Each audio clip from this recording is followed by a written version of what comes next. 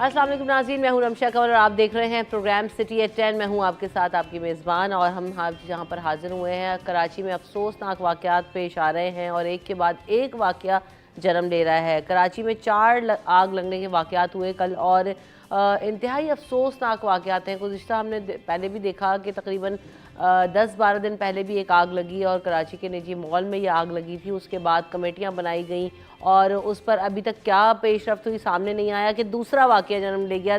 4 वाक़यात हुए। न्यू कराची में power house चौरंगी में आग लगी, आयशा मंजिल और नारकली अपार्टमेंट में आग लगी, आयशा मंजिल में जो अर्शी मॉल है उसमें आग लगी और ये आग तो खैर बुझा दी गई है, लेकिन यहाँ पर कई जो कीमती जानें हैं वो लोग उनसे जान से हाथ धो बैठे। 5 अफराद जाँ बहक हो गए, ज़ख्मी हुए लोग। और ये जो आग लगने का वाक़या है ये कोई पहला वाक़या नहीं है, इससे पहले भी कई वाक़यात हो चुके हैं, लेकिन वही वाली बात है कि कमेटियाँ बना दी जाती हैं और उसके बाद उसका जो आउटकम है कुछ नज़र नहीं आता। शॉपिंग प्लाजा में आग लगने के बाद जो है वो हुआ ये कि वो आग बेकाबू होती रही, फैलती रही और आसपास जो थे वो काफ़ी सारे फ्लैट्स भी थे। तो उन फ्लैट्स को भी ये था कि ख़तरा लाहक हो रहा था कि अब ये जो आग है अगर इस पर नहीं काबू पाया जा सका तो इसे कैसे कंट्रोल किया जाएगा। रात देर तक ऑपरेशन जारी रहा, रेस्क्यू ऑपरेशन चलता रहा, सर्चिंग का अमल भी जो है वो चलता रहा ताकि कोई भी ज़ख्मी या कोई भी शख्स जो है वो अंदर ना ऐसा हो जो अपनी जान से हाथ धो बैठे इसकी वजह से। बहरहाल जो इमारत में कूलिंग का अमल है इस वक्त तक वो भी मुकम्मल कर लिया गया है और फायर ब्रिगेड स्टैंड पर अभी भी जो है वो स्टैंड बाय हैं ताकि अगर कोई और वाक़या पेश आ जाए, क्योंकि हम ये देख रहे होते हैं कि कहीं ना कहीं से चिंगारियाँ भड़क उठती हैं, दीगर इमारतों में भी आग लग जाती हैं।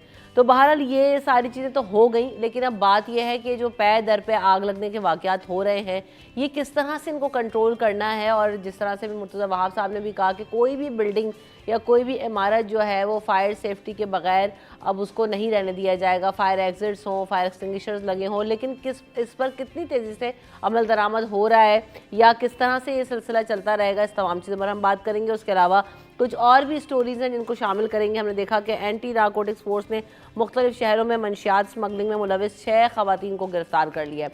इस हवाले से भी बात होगी कि ख़वातीन भी अब जो है वो इसमें मुलविस होती हुई दिखाई दे रही हैं और ये यकीनन बहुत ज़्यादा अलार्मिंग सिचुएशन है। उसके अलावा कराची की सूरत हाल पे मज़ीद भी बात होगी कि शहर भर में जो है वो हमने देखा है कि काफ़ी सारी जो सड़कें हैं उन्हें खोद दिया गया है और ये जो डेवलपमेंट के काम है उनमें इंतहाई जो है ना वो है तातुल देखा जा रहा है, बहुत ज़्यादा ताख़ीर देखी जा रही है, जिसकी वजह से शहरियों को रोज़ाना जो कम्यूट है उसमें शदीद परेशानी होती है। इसे जल्द अज जल्द निपटाने के लिए दरख्वास्तें देते हैं, शहरी परेशानी का सामना करते हैं, लेकिन कोई स्पीडी प्रोसेस होता हुआ नज़र नहीं आ रहा है। इस पर भी बात होगी। उसके अलावा कराची में ट्रैफिक कवानीन की खिलाफ वर्जियों पर भारी जुर्माने भरने का रिकॉर्ड टूट गया है और एक रोज़ में 68,74,000 से ज़ायद चालान है वो कराची में कर दिए गए हैं। तो इस पर भी बात होगी कि ट्रैफिक का निज़ाम क्या इससे बेहतर होगा, नहीं होगा। ये चालान तो कर दिए गए हैं, लेकिन अब इस पर मज़ीद क्या ख़बरें आएंगी, क्या चीज़ें होंगी सामने आएंगी, उस पर भी बात होगी। उसके अलावा जो शर्जील इनाम मेमन साहब ने ट्वीट किया उसमें उन्होंने कहा कि निगरां हुकूमत से अपील है कि जो पोर्ट पर खड़ी हुई बसें हैं जो बाहर से आ रही हैं बहुत अच्छी हैं, बैरून मुल्क से आने वाली जो बसें उन पर तवज्जो दी जाए, उन्हें सड़कों पर लाने के लिए इक़दाम किए जाएँ। इस हवाले से उन्होंने ट्वीट किया। इस खबर पर भी बात होगी। पहले जो है वक्फ़ा ले लेते हैं, वक्फ़े के बाद हाजिर होंगे हमारे जो सीनियर रिपोर्टर्स हैं वो हमारे साथ होंगे, हाजिर होते हैं ब्रेक के बाद।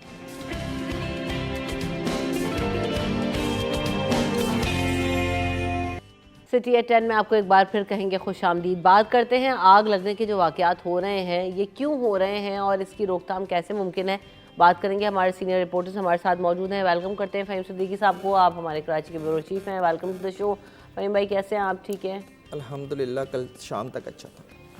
अभी हालात ख़राब हैं, कराची वालों की यकीन बहुत परेशान है। और साथ साथ आजिज़ जमाली साहब भी हमारे साथ मौजूद हैं। Welcome to the show, senior political reporter. Aziz भाई वेलकम टू द शो, कैसे हैं आप, तबीयत ठीक है? बहुत शुक्रिया जी, थैंक यू। तो फ़हीम साहब हमने पहले भी बात की थी कि ये जो वाक़यात हैं कमेटियाँ बन जाएंगी। ये कल जो इंसिडेंट हुआ फिर 5 अफराद की जो है वो जान चली गई। इससे पहले हमने देखा कि निजी जब मॉल में आग लगी थी 11 अफराद जो है वो जाँ बहक हो गए थे, कई अफराद ज़ख्मी थे, अभी भी ज़ख्मी हैं, अस्पतालों में पड़े हुए हैं, अस्पतालों के हालात अबतर हैं, फायर ब्रिगेड की सिचुएशन हमारे सामने मौजूद है। कैसे सिचुएशन कंट्रोल होगी? क्या एक के बाद दूसरे वाक़े और सानहे के इंतज़ार में ही बैठे रहेंगे बस हम? कल शाम से मेरे जहन में ना हबीब जालिब की एक किताब का एक उन्वान घूम रहा है। उस किताब का उन्वान था इस शहर ख़राबी में। तो ये वाकई ये शहर ख़राबी हो चुका है, इसमें कुछ अच्छा नज़र नहीं आता। लोग कहते हैं कि आप टीवी पर बैठकर जो है वो मनफी बातें करते हैं नेगेटिव अप्रोच के साथ। मैं कहता हूँ पॉजिटिव अप्रोच दिखा तो दो मुझे। एक वाक़या अभी कुछ दिन पहले हुआ, 13 ही दिन हुए, अभी ज़्यादा वक्त नहीं गुजरा, जब आरजे मॉल में आग लगी और 11 अफराद दम घुटने से मर गए क्योंकि उन्हें उस इमारत से बाहर निकलने का रास्ता नहीं मिला। आग बुझाना तो दूर की बात ना, आग लग गई, आग बुझ गई, उन्हें उस इमारत से बाहर निकलने का रास्ता नहीं मिला क्योंकि उस इमारत में दाखिले का और खारजी रास्ता एक ही था, फायर एग्जिट था ही नहीं, और वो एक बुलंद इमारत है। उस वाक़े के बाद जो है एक कमेटी बना दी जाती है, वज़ीर आला सिंध जो है उसके ऊपर एक्शन लेते हैं, नोटिस लेते हैं। कमिश्नर साहब एक कमेटी बना देते हैं 19 डिपार्टमेंट पर मुश्तमिल। उन 19 डिपार्टमेंट्स पर मुश्तमिल जब वो कमेटी बनती है तो हम कहते हैं कि ज़रा इन डिपार्टमेंट्स की हालत तो देख लें ज़रा कि डिपार्टमेंट्स जो हैं ये खुद, इनके यहाँ फायर सेफ्टी ऑडिट इनका अपना क्या है। कमिश्नर की जब जो उनका अपना ऑफिस है, जब हम उसका फायर सेफ्टी करते हैं, वहाँ पे हमें कोई आग बुझाने के इंतजाम नज़र नहीं आते, वो अपने ऑडिट में नाकाम नज़र आते हैं। वो इमारत जो है वो लकड़ियों से बनी हुई है, वहाँ पर आपको कोई फायर एक्सटिंग्विशर नज़र नहीं आएगा। शॉर्ट सर्किट के लिए तार ऐसे बिखरे हुए हैं कि कोई मसला ही नहीं है, जब चाहे आग लग जाए। जो फायर एग्जिट है वो नहीं है। फिर हम चले गए फायर ब्रिगेड के ऑफिस। या फायर ब्रिगेड इस शहर में आग बुझाने का सबसे बड़ा इदारा है। उनकी अपनी 2 मंजिला इमारत में आग बुझाने का कोई इंतजाम नहीं है। अगर अपनी इमारत में आग लग जाए तो कोई नहीं, कोई फायर ड्रिल नहीं होती। चलो ये तो फिर इन इमारतों की बात कर लेना। इस शहर में उसके बाद कहा गया कि तमाम कसीर मंजिला इमारतों का जो है फायर सेफ्टी ऑडिट किया जाएगा। ये इस शहर की आधी आबादी जो है वो इमारतों फ्लैट्स में रहती है, कसीर मंजिला इमारतों में रहती है। आप इस शहर की 90% जो फ्लैट्स हैं या 90% जो शहर है, इसमें आपको फायर सेफ्टी के जो आलात हैं, जो फायर सेफ्टी ऑडिट अगर आप करने चाहें तो आपको नहीं मिलेगा। वो क्यों नहीं मिलेगा? क्योंकि हमारे यहाँ जो SBCA नाम का एक इदारा है वो माशाल्लाह से इमारतों को जो नक्शा पास करता है वो अलग होता है, उसके लिए जो अंडर टेबल डील होती है वो अलग है, और जो इमारत बन जाती है वो अलग होती है। यानी फायर सेफ्टी के लिए जो एक इम्पॉर्टेंट तरीन चीज़ है कि अगर आग लग जाए तो आपके लिए एक फायर एग्जिट होना चाहिए। वो फायर एग्जिट आपको इमारतों में मिलता ही नहीं, क्योंकि बिल्डर जो है उस जगह को भी जो वो एग्जिट के लिए इस्तेमाल करना थी उस जगह को अपनी इमारत का फ्लैट का हिस्सा बना लेता है। मसला ये ना कि रेगुलेट कौन कराएगा? ये जैसे इदारों के नाम ले रहे हैं कि 19 जो इदारे उनको शामिल कर लिए कमेटी में। मैं तो सोच रही थी कि बहुत कोई हाई प्रोफाइल चीज़ें सामने आना शुरू हो जाएंगी फौरी तौर पर। लेकिन आजिज़ भाई, वाकई ये आज पहला वाकया नहीं हुआ। बल्दिया टाउन फैक्ट्री से लेकर आज तक ये वाकयात हो रहे हैं। कितने कितने इंसिडेंट्स हो गए, बड़े बड़े मॉल जल गए, जानी नुकसान हो गया, लाखों कारोबार होता है, इक्विपमेंट होता है, लोगों का मालूमता होता है ज़िंदगी भर का, वो सब जल जाता है। कोई पूछने वाला, कोई देखने वाला, कोई सुनने वाला है ही नहीं, इक़दामात ही नहीं होते हमारे यहाँ। देखिए, इसमें एक अहम पहलू जो अभी एक जुमले में फ़हीम साहब ने जिसकी निशानदेही कराई, रिहायशी इमारतें जो हैं, शहर की 90% से ज़्यादा लोग बड़ी इमारतों में रहते हैं। हम सभी अपार्टमेंट्स में रहते हैं। हमें तो नहीं पता कि अपार्टमेंट्स के अंदर कोई आलात भी लगते हैं, किसी को भी नहीं पता। खुदा न खास्ता, ये तो हम कमर्शियल से इमारतों की बात कर रहे हैं ना। खुदा न खास्ता किसी रिहायशी इमारत में अल्लाह न करे, जैसे कल भी जो वाक़या हुआ, ऊपर जो है तो रिहायशी हिस्सा था जिसमें लोग फंसे हुए थे। लेकिन कंप्लीट अगर रिहायशी इमारत को कोई आग लगने का वाक़या होता है तो फिर क्या होगा? एक बहुत बड़ा सानहा रूनुमा हो चुका होगा, क्योंकि हज़ारों लोग हर कमर्शियल जो रिहायशी फ्लैट्स हैं, अपार्टमेंट्स हैं, हर अपार्टमेंट में हज़ारों की तादाद में लोग रहते हैं। तो ये फायर ऑडिट भी हमारे मुल्क में पता ही नहीं है कि उसका क्या होता है। ये भी मालूम नहीं होता है कि फ़ायर सेफ्टी क्या है, किसी को नहीं पता। आप किसी आम शहरी से जाके पूछें आपको मालूम है फ़ायर सेफ्टी क्या है, तो उसको पता नहीं होगा। बल्कि आप किसी गवर्नमेंट अफसर से पूछें कि फ़ायर सेफ्टी क्या है भाई, आपको पता है कुछ रूल्स होते हैं, नहीं होगा पता। यानी हालांकि हम दुनिया के बड़े शहरों में शुमार होते हैं, कराची जदीद शहरों में शुमार होते हैं, हमारे लोगों को फ़ायर सेफ्टी का पता तक नहीं है, अवेयरनेस तक नहीं है फ़ायर सेफ्टी के बारे में कि फ़ायर सेफ्टी होती क्या है। तो मेरा ख्याल है कि ये हम कोई किसी को मनफी या मस्बत उस पर नहीं जा रहे। ज़िम्मेदारी तो बहरहाल हुकूमत और रियासत की होती है ना, किसी और की तो ये ज़िम्मेदारी नहीं है। लोगों की जान और माल और उसकी हिफाजत करना रियासत की ज़िम्मेदारी है, हुकूमत की ज़िम्मेदारी है। हम उनको उनकी ज़िम्मेदारी का एहसास दिला रहे हैं, यहाँ पर बैठ के उन पर तनकीद नहीं कर रहे हैं, उनको बता रहे हैं कि ये आपकी ज़िम्मेदारी है। कहीं आग लगती है माजरत, कहीं आग लगती है तो सिर्फ फायर ब्रिगेड भेजना आपकी ज़िम्मेदारी नहीं है, लेकिन उसके पेशगी जो इंतज़ामात हैं कि आग क्यों लग रही है, आग लगने की वजूहात क्या हैं, अच्छा, दूसरा हमारे पास एक अजीब वो एक जैसे वो बारिशें होती हैं ना, तो हम कहते हैं कि नशेबी इलाके ज़ेरे आब आ गए। आग लगने के वक्त ही हम बोलते हैं ये तो जो है शॉर्ट सर्किट है। बस ये एक कॉमन सा एक जुमला मिल गया है, कहीं भी आग लग जाए फौरी तौर पे उसके बाद दूसरा जो स्टेटमेंट आता है वो ये आता है कि जी ये शॉर्ट सर्किट की वजह से लगा है। आया मुझे बताएं कि अभी हम हाल ही में जिन वाक़यात का जिक्र कर रहे हैं, कोई उसकी इंक्वायरी हुई है कि वाकई ये शॉर्ट सर्किट है या कुछ और बन है? गई, उसके बाद कोई रिपोर्ट तो सामने कोई नहीं आई, रिपोर्ट सामने नहीं आती, कुछ तो। पता नहीं लगता कि ये भाई वाकई शॉर्ट सर्किट है, वाकई बिजली की वजह से ये आग लगती है या कोई और वजह है इसकी, या कोई कहीं कोई गफलत है, कहीं किसी की कोई नाअहली है, आया गवर्नमेंट इदारों की कोई नाअहली है, या जो उन इमलाक की, उन फ्लैट्स की, उन इमारतों के जो मालिक हैं उनकी कहीं कोई गफलत है। कम से कम इसका तयन तो किया जाए, इसको बात वही है ना कि देखिए तो किया जाए। इन कमेटियों की हैसियत क्या है? देखिए ये कमेटियाँ सिर्फ और सिर्फ पेपर वर्क के लिए बनती हैं और TIDA के लिए बनती हैं, जो फ़ायदा वो उठा सकते हैं उसके लिए बनते हैं। देखिए मैं सिर्फ एक बात करता हूँ कि हम एक इंटरनेशनल सिटी के तौर पर जाने जाते हैं कि कराची जो है वो ज़ाहिर है इससे बड़े तो मुल्क होते हैं। कराची की आबादी को छोड़ देंगे, इसके ऊपर सियासत होती है कि 3 करोड़ या 3.25 करोड़ इसकी आबादी है, छोड़ दें इस बात को कि जनाब 3.25 करोड़ है। मैं कहता हूँ कि 2 करोड़ आपने इसे गिना है, ठीक है, इसे 2 करोड़ पर मैं बात करता हूँ। दुनिया भर में 1 लाख की आबादी के ऊपर एक मॉडल फायर स्टेशन होना चाहिए जिसमें जो 4 गाड़ियाँ हों। कराची की आबादी अगर 2 करोड़ तो कराची में कितने फायर स्टेशन होने चाहिए? 200। कराची में कितने फायर स्टेशन है? सिर्फ 21 पूरे शहर में। जो 12,000 होती है, पानी की किल्लत होती है, जो 12,000 से जायद किलोमीटर पर फैला हुआ शहर है। ये शहर 12,000 किलोमीटर से जायद पर फैला हुआ शहर है। इस शहर में सिर्फ 21 फायर स्टेशन हैं। गाड़ियाँ कितनी होनी चाहिए? 800 गाड़ियाँ होनी चाहिए। इंटरनेशनल सिटी है, मॉडल फायर की आप बात करते हैं, कितनी गाड़ियाँ हैं हमारे पास? 60। आप इस शहर में जो है उसकी फायर फाइटर्स की बात करें तो शहर की डिमांड जो 28,800 फायर फाइटर्स है, हमारे पास कितने हैं? 600। उन 600 की भी अगर आप हालत ले लें तो उनकी उम्रें जो है वो तजावुज कर चुकी हैं 50 से ऊपर। और क्या ट्रेंड है? नहीं है, इक्विपमेंट नहीं है, ट्रेंड नहीं है, ट्रेनिंग नहीं है। खुद अपनी जान पे खेल कर जो है वो जब जाते हैं तो अपनी जान पे खेल जाते हैं, उनकी हलाकतें हो जाती हैं, वो जहाँ भाग हो जाते हैं। दुनिया भर में फायर फाइटर्स को हीरो माना जाता है क्योंकि वो लोगों की जान बचाता है, वो लोगों के माल बचाता है, उसको हीरो समझा जाता है। हमारे यहाँ 3-3 महीने तक उन्हें तनख्वाहें नहीं देते, तो कहाँ से उनमें विल होगी कि वो जाके जो है किसी वाक़े के बाद जो है वो पहुँचे। हमारे यहाँ आग के बाद सबसे पहले बात ये होती है कि जी फायर ब्रिगेड ताख़ीर से पहुँचा। अरे भाई फायर ब्रिगेड पहुँच भी जाता तो क्या कर लेता बेचारा, क्योंकि आपकी जो फायर बिल्डिंग है उस तक पहुँचने का, उसमें आग तक पहुँचने के लिए आपने इंतजाम ही नहीं रखे। फायर ब्रिगेड, फायर सेफ्टी का जो पहला रूल है वो ये है कि अगर आग लग जाए तो आपने सबसे पहले अपने तौर पर आग पर काबू पाने के लिए कोशिश करनी है। फायर ब्रिगेड तो दूर है, वो तो अभी देर से पहुंचेगा। आपके पास आग बुझाने के आलात होने चाहिए। आग बुझाने के आलात से भी पहले क्या होना चाहिए? आपके पास फायर अलार्म होना चाहिए।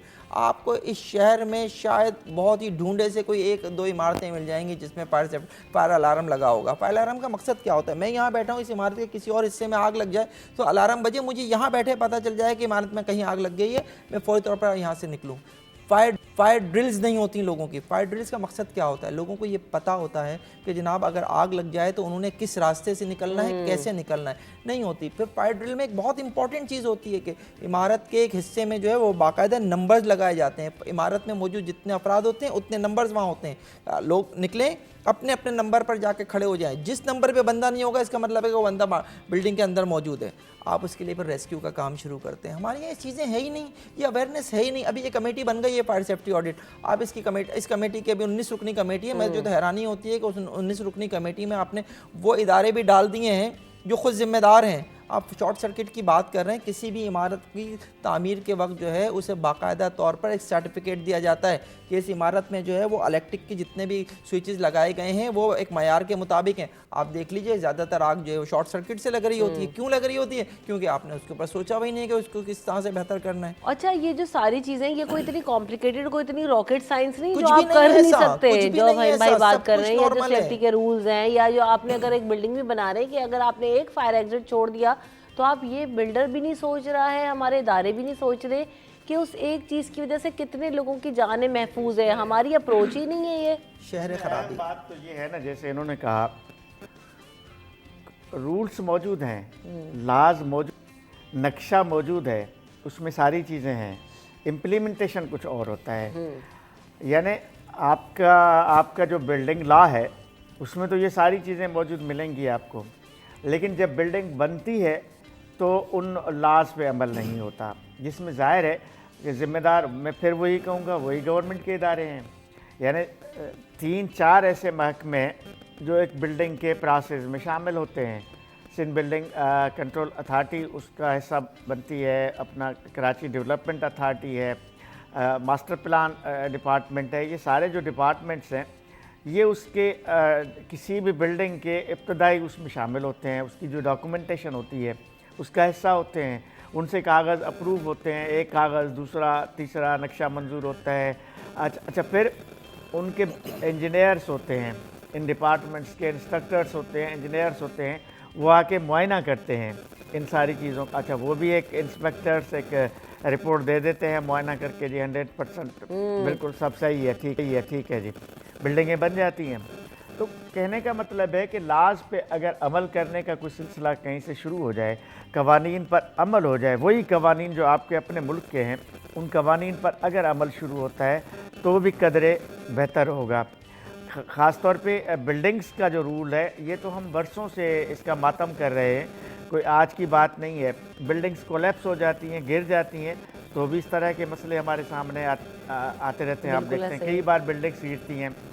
अच्छा, बिल्डिंग्स का स्ट्रक्चर गलत बना हुआ होता है, बिल्डिंग्स गलत मकामात पे बने होते हैं, बिल्डिंग्स आउट ऑफ डेट हो जाती हैं। ऐसी बहुत सारी बिल्डिंग्स हैं जो गिर जाती हैं, आए दिन हम वाक़यात देख रहे होते हैं।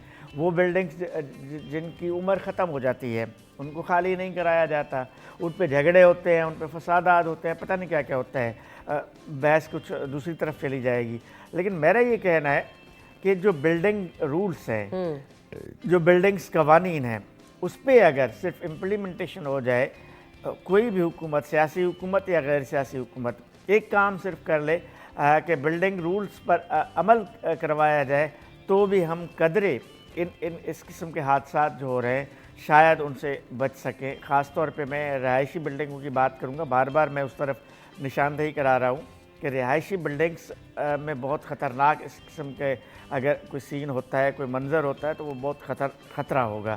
उससे पेशगी बचने की कोई बात की जाए कि अच्छा, अभी जैसे फ़हीम साहब कह रहे थे 19 डिपार्टमेंट्स हैं, इनकी तो मीटिंग ही नहीं हो पाएगी कभी।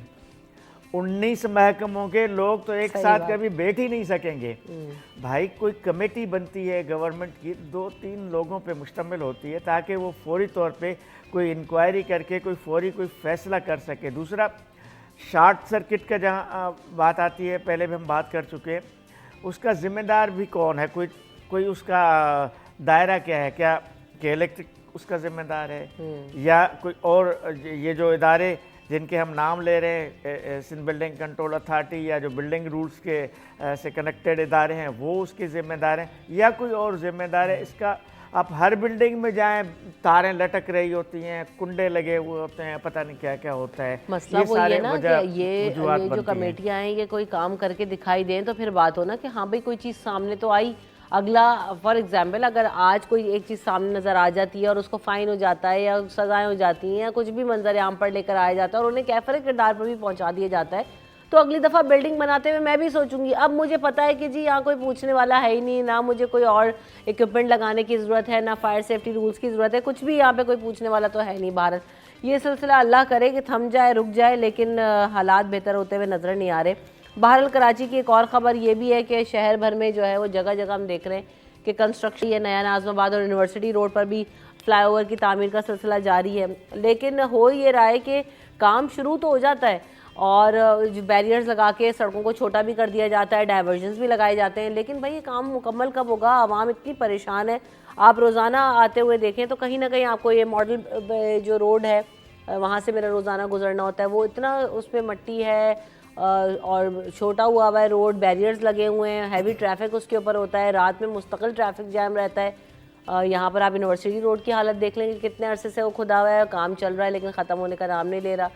तो ये जो है अभी शारा फैसल पे आते हुए मैं आज यही सोच रही थी सुबह में कि ऐसी क्या ज़रूरत पेश आई है कि शारा फैसल में दीवार खड़ी करनी है, उसमें सरिये लग रहे हैं, दीवार खड़ी हो रही है और जिस सुबह सुबह काम शुरू होता है उसमें रात में कोई काम नहीं हो रहा होता उस वक्त। अभी इस वक्त बिल्कुल पीक आवर है, इस वक्त इतना ट्रैफिक हो रहा होता है आने के वक्त, लेकिन वही बस काम हो रहा है और सारी मशीनरी खड़ी हुई है, आवाम जो है परेशान हो रही है, गुजर रही। ये कौन से तरीके हैं हमारे यहाँ भाई? रिमशा, आप ना एक हेलीकॉप्टर ले लें ऑफिस आने जाने के लिए, क्योंकि ये शहर के ये मसाइल तो देखें हल होने नहीं क्योंकि यहाँ पे जो भी मंसूबे बनते हैं वो सियासी बुनियादों पे बनते हैं, और उनको शुरू जो है जब किया जाता है तो बड़ी बड़ी तख्तियाँ लगाई जाती हैं, मीडिया में उसकी बड़ी बड़ी खबरें चलाई जाती हैं। तो मकसद सिर्फ ये होता है कि अपना एक सियासी जो है वो जो है एज हासिल करने की कोशिश की जाती है। ये जो मंसूबे हैं ये बाकायदा पेपर्स में इनकी एक अदद कंप्लीशन की तारीख होती है। आप कोई एक मंसूबा उठाकर देख लीजिए जिसके बारे में ये कहा गया हो कि जनाब वो पेपर पर मौजूद जो तारीख थी उस पर या उससे पहले जो है मुकम्मल हो गया, और फिर जाहिर है जब वो आगे बढ़ जाती है डेट तो फिर आते हैं एक नई फिजिबिलिटी। जनाब ये जो है चूँकि ताख़िर हो गई है, ताख़िर की वजूहात अपनी तरफ अपनी जगह, लेकिन जो बजट है वो बढ़ गया है, जो एक्सपेंस हैं वो बढ़ गए हैं, सरिया महंगा हो गया है, सीमेंट महंगी हो गई है, तो मज़ीद पैसे दे दिए जाएँ। तो जानबूझकर मंसूबों को, सरकारी मंसूबों को जो है वो ताख़िर का शिकार किया जाता है। K4 आपके सामने है, हम सालों से सुन रहे हैं बन रहा है, हर दफ़ा उसकी नई फिजिबिलिटी रिपोर्ट आ जाती है, और हर दफ़ा जो रिपोर्ट होती है उसमें जो बजट होता है वो कहीं से कहीं पहुंच चुका होता है। जो चीज़ हमारे यहाँ 2 रुपये में बननी होती है वो 20 रुपये में भी नहीं बनती। तो ये एक बाकायदा हुआ है। इस वक्त आप यूनिवर्सिटी रोड की बात कर रहे हैं, यूनिवर्सिटी रोड जो है 2025 में कम्प्लीट होना है, ये जो भी बनना है रेड लाइन के लिए। हम 2023 में बात कर रहे हैं। मैं आज की तारीख में आप मुझसे लिख के ले लीजिए कि ये अपनी डेट पर मुकम्मल नहीं होगा। ग्रीन बस को ले लीजिए, जब ग्रीन बस बन रहा था तो वो अपनी तारीख से बहुत आगे निकल के जो है कंप्लीट हुआ है। मेरा ख्याल है कोई 6-7 साल उससे ऊपर लगे।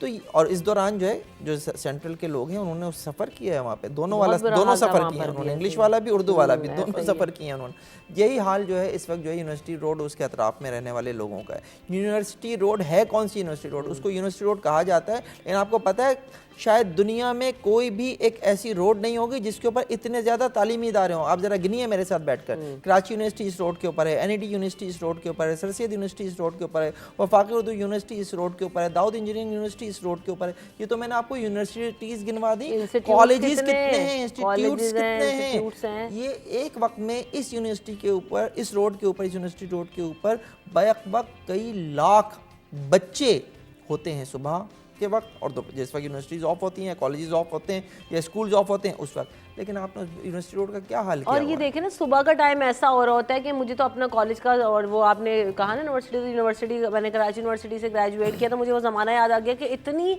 जो आप पैनिक में हो रहे होते थे, क्योंकि आपको सुबह सुबह पहुंचना है, क्लास लेनी है, आपने 8 बजे जी इन होना है, और आपने पहुंच के फौरी तौर पर भाग दौड़ करनी है, और आप सड़कें टूटी हुई हैं, आप बसों में लटकते हुए जा रहे हैं, वो देर होती जाती है। तो रोज़ाना की ही प्रैक्टिस है, कोई मामूल बन चुका है। बहरहाल यहाँ पे ब्रेक ले लेती हूँ, ब्रेक के बाद जब वापस आएंगे तो गुफ्तगू के सिलसिले को यहीं से आगे भी बढ़ाएंगे, मज़ीद टॉप स्टोरीज पर भी बात होगी।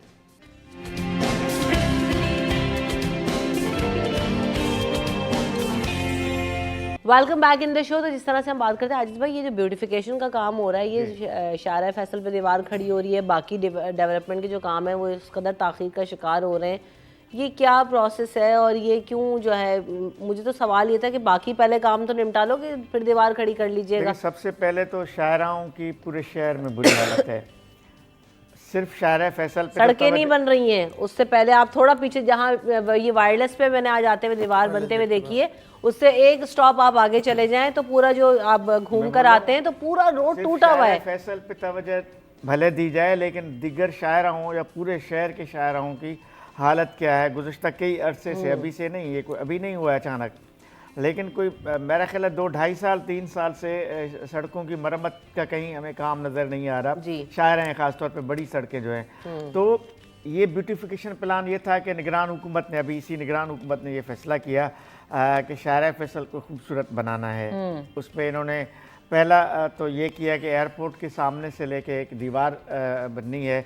वो कह रहे हैं कि जी बाहर से जो मुसाफिर आ रहे हैं, जो बाहर से मेहमान आ रहे हैं, उन पे ये इस पूरे पट्टी का एक बड़ा बुरा इम्पैक्ट पड़ रहा है, ख़राब असर पड़ रहा है। तो लिहाजा इसको दीवार लगा के बंद की जाए। पूरे पीछे जो मैकेनिक्स शॉप्स हैं या वर्कशॉप्स हैं, ये सारे कुछ हैं। इनको बंद किया जाए। अब दीवार का काम शुरू हो रहा है, शुरू हो गया बन रही है, बन रही हाँ, है। बन रही है दीवार के almost। बाद फिर इनका कुछ है, इसको रंगो रोगन करना और कुछ मकामात पे लाइटिंग करना, इस तरह की कोई इसका मंसूबा है। लेकिन मैं कह रहा हूँ ये तो हो जाएगा, चलें आप दीवार बना लें, उसको खूबसूरत बना लें, ऐसे एक टुकड़े को एयरपोर्ट से लेकर नाथा खान तक ये जो पट्टी है, चलें ओके। लेकिन शाहराहों का हाल क्या है, उसको कौन ठीक करेगा? निगरान हुकूमत ने ऐसा कोई डेवलपमेंट प्लान नहीं दिया, और पूछा जाएगा तो वो कहेंगे कि डेवलपमेंट प्लान देना निगरान हुकूमत का काम ही नहीं है, क्योंकि वो हम तो आए हैं आर्जी तौर पे इलेक्शन कराने के लिए। तो फिर इस तरह के बड़े प्रोजेक्ट्स क्यों आप शुरू कर रहे हैं? सवाल ये भी तो एक प्रोजेक्ट है ना। अगर आप दीवार अच्छा खासा बना बड़ा रहे हैं, प्रोजेक्ट है करोड़ों भाई पे ये खर्च तो, होंगे जी। इस पे भी डेफिनेटली। अगर आपने शाहराह फैसल ब्यूटिफिकेशन प्लान के नाम पे हर साल कुछ ना कुछ होता रहता है। ये कोई शाहराह फैसल को खूबसूरत करने का पहला प्लान भी नहीं है। हर दौर में, हर हुकूमत में, साबिका जो मुराद अली शाह की हुकूमत थी, 2 बार उसमें शाहराह फैसल को खूबसूरत बनाने का प्लान मंजूर हुआ, उस पर पैसे खर्च हुए, लाइट्स लगी, पता नहीं बोर्ड्स लगे, क्या क्या हुआ। अब फिर वही शाहराह फैसल ब्यूटीफुल, भाई एक बार शाहराह फैसल को ये हो रहा है, खूबसूरत लेकिन बना दें। अगर ये सब कुछ अब अच्छा तब लगता है ना जब आपके पास वाकई पूरा मुतबादल निज़ाम मौजूद हो, आप शहरियों को परेशान ना करते हो, उनको आने जाने में प्रॉब्लम ना होती हो। अब दुनिया भर में ये हो गया है कि आप जी 24 घंटे काम होता है, डबल ट्रिपल शिफ्ट्स में काम होता है। हमारे यहाँ वही सुबह 8 बजे से मजदूर खड़ा होता है भट्टी पे जाके, जो है ना वो मशीनरी सड़कों पर खड़ी होती है, और जिस वक्त लोगों के जाने का ऑफिस टाइम होता है उस वक्त जो है ना सड़कों का बुरा हाल होता है। तो ट्रैफिक के कवानीन और उस जो है ना उस पर भी हमें कोई रेगुलेशंस पे नज़र नहीं आ रही होती। बहरहाल एक और ख़बर भी सामने, उस पर भी क्विकली नज़र डाल लेते हैं कि जो ट्रैफिक कवानीन की खिलाफ वर्जियाँ करते हैं उनको भारी जुर्माने हुए, और एक रोज़ में 68,74,000 से ज़ायद चालान कर दिए गए। अब ये चालानों की तारीख तो आप ही बताएंगे, ये कहाँ जाएंगे पैसे? 68 लाख रुपीज़। देखिए, पहले तो मैं शाहराह फैसल ब्यूटिफिकेशन प्लान के ऊपर एक जुमले में ज़रा कमेंट कर दूं। हम वो कौम हैं जो कचरा कूड़ा जो है ना वो कारपेट के नीचे छुपाने वाली कौम है। हम इस बात पे वहाँ पे ये ब्यूटिफिकेशन प्लान के तहत वॉल तामीर कर रहे हैं कि जो मैकेनिक्स की शॉप्स हैं जो एयरपोर्ट के सामने फलकनास के नीचे, वो नज़र नहीं आनी चाहिए। तो हमने बेसिकली जो है कूड़ा जो है वो कारपेट के नीचे छुपा दिया है। दूसरा जो आप बात कर रही हैं चालान वाला, ये आज से नहीं है, ये साल से ये सोच है कि बस किसी भी तरह से जो है ना इम्प्लीमेंटेशन के लिए जुर्माने की रकम बढ़ा दी जाए। अब जब जुर्माने की रकम बढ़ा दी एक मौके पे आपने, फिर आपने कहा कि जुर्माने की रकम तो बढ़ा दी लेकिन जो है वो आमदनी नहीं हो रही। तो आपने कहा कि अच्छा इसकी आमदनी का तरीका ये है, जो चालान करेगा ट्रैफिक पुलिस का एहलकार, उसको उस चालान में से परसेंटेज दिया जाएगा।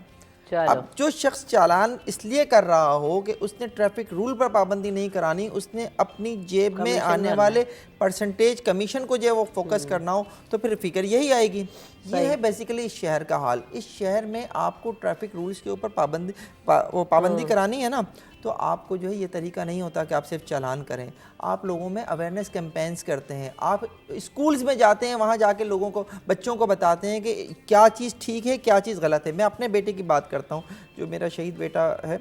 मैं एक दफ़ा जब उसे स्कूल छोड़ने जा रहा था, बहुत पुरानी बात है, तो मुझसे गलती से जो है वो किसी वक्त मैं फ़ोन पर बात कर रहा हूँ जो वो भी गलत था, तो ऑफिस से बात कर रहा था, मैंने जो है एक सिग्नल तोड़ दिया रेड लाइट के ऊपर।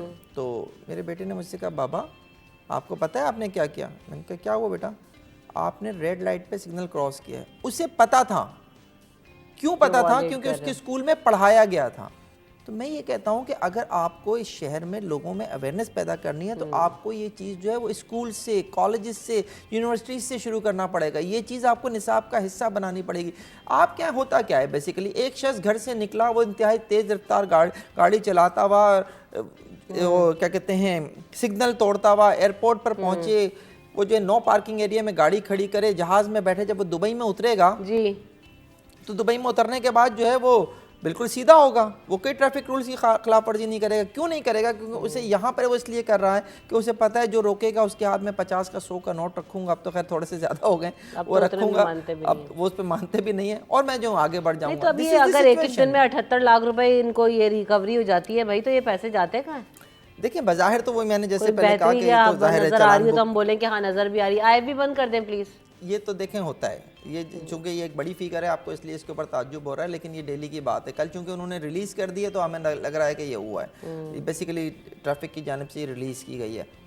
ये रोज़ाना की बुनियाद पे हो, ये रोज़ाना की बुनियाद पे हो रहा है। कराची के महंगाई अपनी जगह, मसाइल अपनी जगह, रोड्स अच्छी नहीं, इंफ्रास्ट्रक्चर अच्छा नहीं, उसके ऊपर आप मज़ीद लोगों की जेबों से पैसे निकाल रहे हैं लाखों रुपए डेली की बुनियाद पे, तो इससे नहीं होगा। मैं कहता हूँ कि ये सब करना आपके लिए इसलिए अगर ज़रूरी है कि आपने अपनी जेबें भरनी है, ट्रैफिक पुलिस ने अपनी जेबें भरनी है, तो प्लीज़ ये ना करें। आपको इस शहर का माहौल बेहतर करना है, ट्रैफिक रूल्स की पाबंदी करानी है, तो फिर जो है अवेयरनेस के ऊपर काम करें। अवेयरनेस होगी, ऑटोमेटिकली चीज़ें और मेरे ख्याल से वो बॉन्ड अगर क्रिएट हो जाए ना कि आप मानने लग जाएं और आपको फैसिलिटी मिलने लग जाए, तो लोग कहेंगे ठीक है हम भाई वायलेशंस नहीं करेंगे और हमें बेहतर सहूलियात मिल रही हैं, हमें प्लान अच्छा मिल रहा है, ट्रैफिक प्लान, सड़कें अच्छी मिल रही हैं, तो ठीक है हम मानने को तैयार हैं।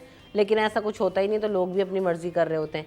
एक और ख़बर ये कि शर्जील इनाम मेमन साहब है कि जनाब जो निगरान हुकूमत से अपील कर रहे हैं कि जो पोर्ट पर बसेस खड़ी हुई हैं मज़ीद उनको सड़कों पर लाने के लिए इक़दाम किए जाएं। अभी कितनी बसेस और खड़ी हुई हैं और ये क्या ग्रीन बसेस हैं या कोई और नई आई हैं? एक स्लॉट आया हुआ है बसों का। ये साबिका हुकूमत का फैसला था जो गैर मुल्की मुआहदे इन्होंने किए थे, जिसके तहत ये शहर में जो पीपल्स बसेस चल रही हैं ये उसी का ही तसलसल है। कुछ रेड बसें हैं, उसके बाद फिर एक स्लॉट इससे पहले ग्रीन बसों का आया हुआ है, अब फिर ग्रीन बसों का एक स्लॉट आया हुआ है, मतलब कलर के वो ग्रीन है। कोई प्रोजेक्ट वही पीपल्स बस ही है। एक कोई 10 बसों का स्लॉट है जो पोर्ट पे आया हुआ है गुज़श्ता 1-1.5 महीने से। अब निगरान हुकूमत को ये बात समझ में नहीं आ रही। पहले तो मज़ेदार बात ये है कि इस निगरान हुकूमत में ट्रांसपोर्ट की वजारत ही नहीं है, कोई ट्रांसपोर्ट का वज़ीर इस वक्त है ही नहीं कि किससे पूछा जाए। सरकारी अफसर तो बताता नहीं है कि मामला क्या होता है। हम लोग हमेशा, हम रिपोर्टर्स लोग कहीं डिपार्टमेंट का मिनिस्टर मिल जाता है तो उससे सवाल करते हैं, जैसे पहले शर्जील इनाम मेमन खुद ट्रांसपोर्ट का वज़ीर था, तो उसके दौर में मैं इसकी तारीफ़ करूँगा कि ये उस दौर में एक अच्छा काम हुआ था कि पीपल्स बस, ये जो बड़ी एयर कंडीशन बसें चल रही हैं इस वक्त शहर में, हत्ता कि उनकी तादाद कम है, उन पे ओवरलोडेड लोग हैं, रश मिलता है, आप बस में सफ़र करेंगे तो जगह नहीं मिलेगी, वो अपनी जगह पे चूँकि तादाद कम है। लेकिन ये एक अच्छी ट्रांसपोर्ट सर्विस, एक उम्मीद जागी थी कि कराची में कम अज़ कम 2-2.5 हज़ार बसें इस तरह की आ जाएंगी। अब 2-2.5 हज़ार बसें तो नहीं आई। ऐलान ये हुआ था और प्रेस कॉन्फ्रेंसेस में बताया ये जाता था कि कम अज़ कम 2000 बसें हम इस पीपल्स बस सर्विस के तहत लाएंगे, क्योंकि अभी बहुत सिलेक्टिव रूट्स हैं। लेकिन 2000 बसें अभी कोई इनके 10 से 12 रूट्स पे ये बसें चल रही हैं शहर में, लेकिन 200-250 बसें इस वक्त इस शहर में पीपल्स बस सर्विस के तहत चल रही हैं। हर रूट पे 8-10 बसें चल रही हैं। लेकिन कहने का मसला है कि ये जो अभी इन्होंने ट्वीट किया, ज़ाहिर है कि वो इस शर्जील इनाम मेमन उस पूरे प्रोसेस का हिस्सा थे, उसने पूरे मुआहदे किए थे सब कुछ, तो उन्होंने एक ट्वीट तो किया। लेकिन इससे पहले भी ये खबर मीडिया पे आने हो चुकी है कि पोर्ट पे बसें आ चुकी हैं, लेकिन उनको कोई लेने वाला नहीं है। अब इसकी दो पेचीदगियाँ हैं, आया कोई टैक्स का इशू है इस वजह से ये पोर्ट पे बसें खड़ी हैं, या आया ये भी एक गफलत है, जैसे हम बात कर रहे थे ना मुख्तलिफ मामलात पे हुकूमत की, लोगों की गफलत की, ये भी कोई गफलत है कि किसी की कोई तवज्जो ही नहीं है उस तरफ जाके बात की जाए और इन महकमा ट्रांसपोर्ट के इन बसों को ला के रूट्स पे चलाया जाए 10 बसें। और अगर आ गई हैं तो आप उन्हें एज सुन एज पॉसिबल लेकर आएँ सड़कों पर और जो है रूट्स का हिस्सा बना दें। कोई इतना बड़ा मसला नहीं कि आपको मिनिस्टर की जरूरत हुई है। मुझे ब्रेक की तरफ बढ़ना है, मैं ब्रेक लेते हैं, ब्रेक के बाद वापस आएंगे तो सिलसिले को आगे बढ़ाएंगे।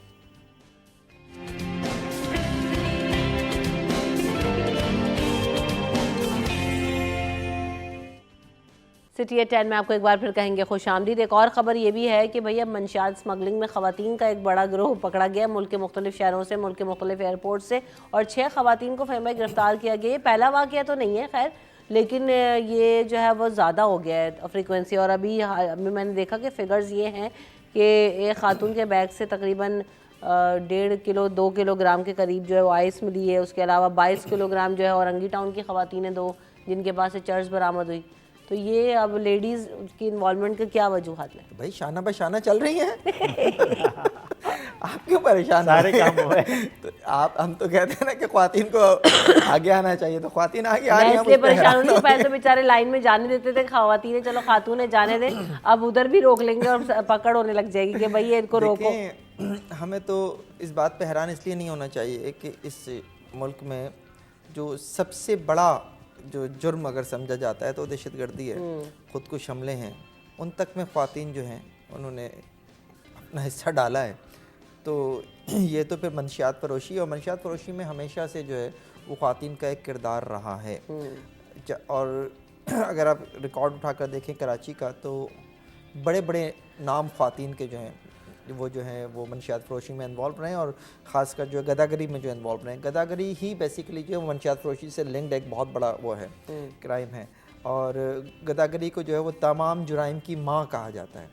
तो उसमें जो है वो जो माँ है वो सबको पाल रही होती है, तमाम जुराइम को पाल रही होती है। ख़वातीन वहाँ पर आपको बहुत ज़्यादा मिलेंगी, खासकर गदागरी में, और वहाँ से जो है ये मंशियात फरोशी का सारा काम होता है। तो ये कोई इतनी बड़ी बात मुझे तो नहीं लगती, लेकिन शायद आवाम के लिए बहुत बड़ी बात है कि 6 ख़वातीन जो हैं वो मंशियात फरोशी में मुलव्वस पाई गई हैं, क्योंकि आमतौर पर ऐसी ख़बरें सामने आती नहीं हैं। ANF की अच्छी बात है कि वो ये वाला पहलू भी ख़बरों में सामने लेकर आए हैं, लेकिन ये एक ऐसी बात है जो ओपन सीक्रेट है। हमने माजी में आप सिर्फ और सिर्फ अगर ये देख लीजिए कि जो एयरपोर्ट से जो गैर मुल्की पकड़े जाते हैं उनमें ज़्यादातर जो हैं वो ख़वातीन होती हैं जिनके पास से जो है वो हीरोइन या दूसरी चीज़ें या मंशियात जो है एक बहुत बड़ा केस सामने आया था एक मॉडल का, जिसके बाद से जो है ना ड्रग्स बरामद हुए, लेकिन उसके बाद हुआ क्या? कुछ भी नहीं होता। अब तो क्या हुआ छोटे छोटे कल ही की एक मिसाल बता दूं कि 2 ख़वातीन को रक्शे से पुलिस ने पकड़ा है, और फिर उनसे 10-15 किलो 20 किलो कितना छालिया बरामद हुआ। छालिया पे चूँकि पाबंदी है, छालिया और गुटखा वगैरह ये जो चीज़ें हैं इन पे पाबंदी है। तो यानी एक तो एयरपोर्ट्स की आपने जो मिसाल दी, लेकिन लो लेवल तक, निचले लेवल तक ये जो गुटखा छालिया इन चीज़ों में जो स्मगलिंग वगैरह होती है इसमें ख़वातीन इस्तेमाल होती हैं। ठीक, तो ये मतलब एक रेगुलर प्रैक्टिस है, लेकिन ये जैसे फ़हीमा ने बोला कि अच्छा है सामने आ गए कम से कम और बताया जाएगा तो लोगों को अवेयरनेस भी होगी। बहरहाल हम ज़रा एक दफ़ा फिर कराची के जो हम बात कर रहे थे आग के हवाले से, हमारे नुमाइंदे शाहजेब हमारे साथ मौजूद हैं, उनसे अपडेट ले लेते हैं कि क्या सूरत हाल है और अभी तक क्या चीज़ें सामने आई हैं। शाहजेब, हमने देखा कि आग लगी, आग पर काबू पाया गया, कई अफराद जान की बाजी हार गए।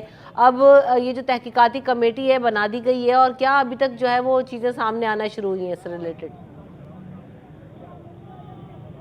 जी देखिए रमशा, ये फैक्ट फाइंडिंग कमेटी जो है हर बार आतिशबाजी के वाक़े पर बनाई जाती है, और ये जो है जिस तरीके से देखा जाता है कि जब कमेटी बनती है वो अपनी रिपोर्ट जो है कागज़ों के नज़र कर देती है।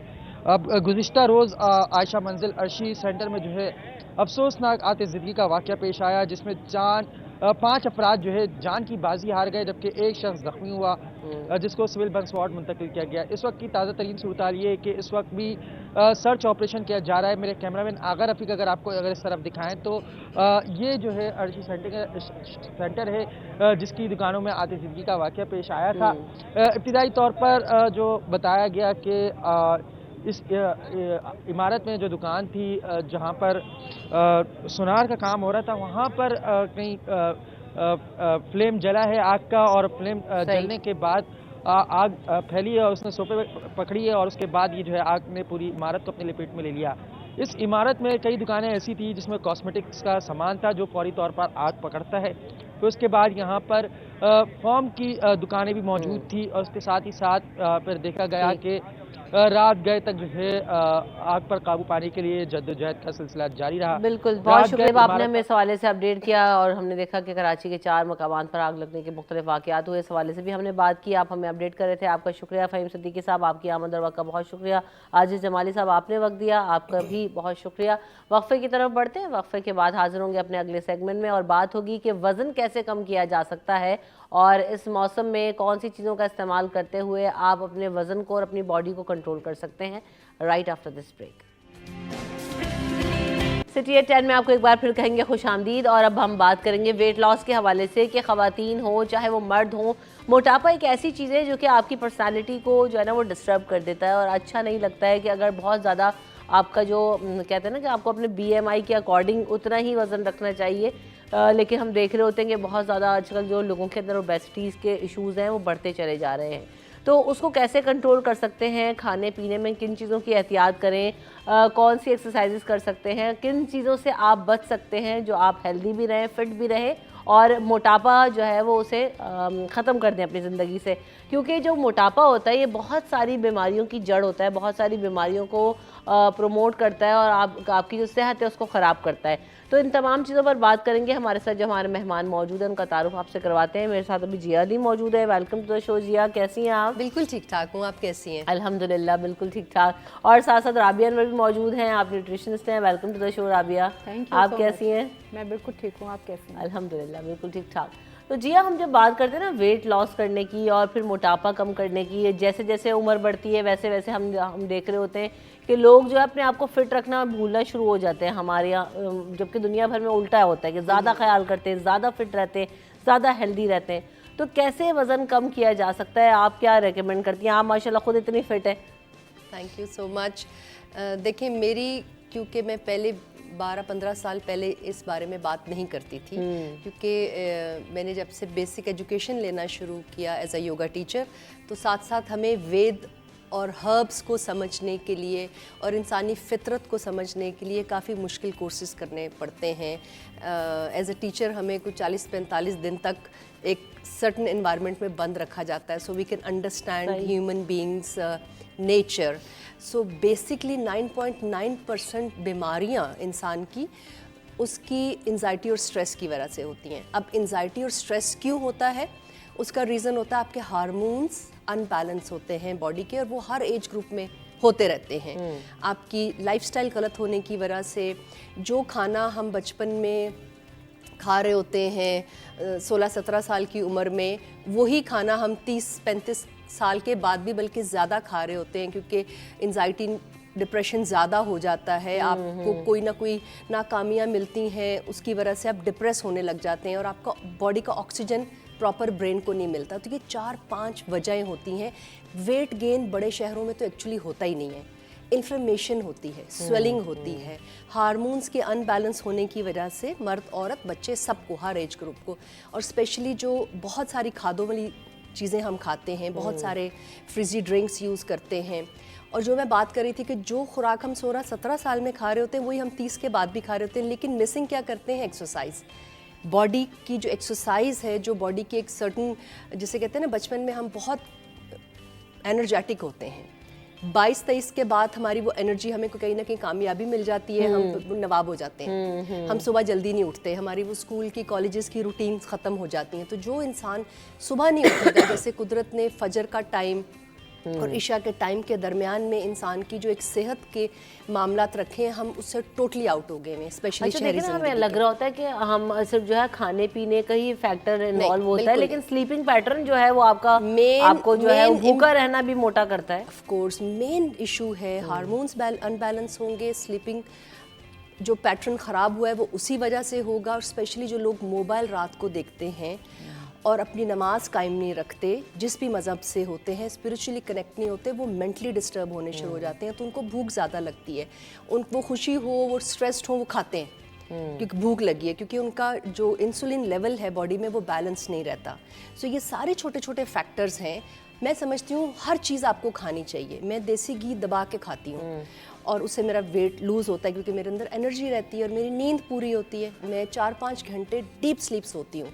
मोस्टली लोग सब कॉन्शियसली सोते ही नहीं है। एक तो ब्रेन का ऑक्सीजन प्रॉपर नहीं होता, और इतना मोबाइल यूज़ करने की वजह से सोते वक्त भी पास्ट फ्यूचर में भाग रहे होते हैं। जो चीज़ मोबाइल में देख रहे होते हैं लास्ट, उसी में दिमाग चल रहा होता है। तो जब तक आप डीप लेवल पे सोने को अंडरस्टैंड नहीं करेंगे, आपकी डिटॉक्सिफिकेशन नहीं होगी। अच्छा, असल में मुझे ऐसा लगता है कि अपनी बॉडी को समझना बहुत ज़्यादा ज़रूरी है। अगर आप अपना वजन कम करना चाहते हैं, अगर हेल्दी रहना चाहते हैं, फिट रहना चाहते हैं, राबिया, तो आपको क्या लगता है कि किस तरीके से जो है ना वो आप अपनी बॉडी को ट्रांसफॉर्म कर सकते हैं, और ख़ास तौर पे न्यूट्रिशनल वैल्यू बरकरार रखते हुए? बहुत सारे लोग इतनी डाइट कर लेते हैं कि जी उनकी शक्ल ही बिगड़ जाती है, बिल्कुल ही जो है उनका एकदम नक्शा अलग लगने लगता है, सारी रौनक चली जाती है। हाँ, एग्जैक्टली जी बिल्कुल ऐसा ही है। और आप सबसे ज़्यादा जो चैलेंज है इस वक्त वो है इंटरनेट पे इतनी इंफॉर्मेशन है जो लोगों को ये नहीं पता वो सच है गलत है, वेरिफिकेशन नहीं है, तो समझते हैं वो शॉर्टकट्स ढूंढते हैं अपना वेट लॉस करने के लिए।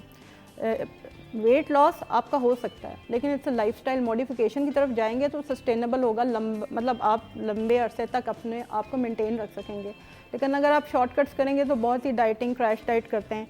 क्रैश डाइट कभी भी बैलेंस नहीं होती, उसमें विटामिन, न्यूट्रिशन, बहुत चीज़ें कम होती हैं। अब बहुत से लोग समझते हैं जो ये माइक्रो जो न्यूट्रिएंट्स होती हैं जिसमें मल्टी विटामिन्स हैं आपके सारी, जैसे विटामिन डी है, विटामिन ए है, विटामिन सी है, इसी तरह से आयरन, ये सारी चीज़ें जो हैं ये इनडायरेक्टली आपको मेटाबॉलिज्म में हेल्प करती हैं।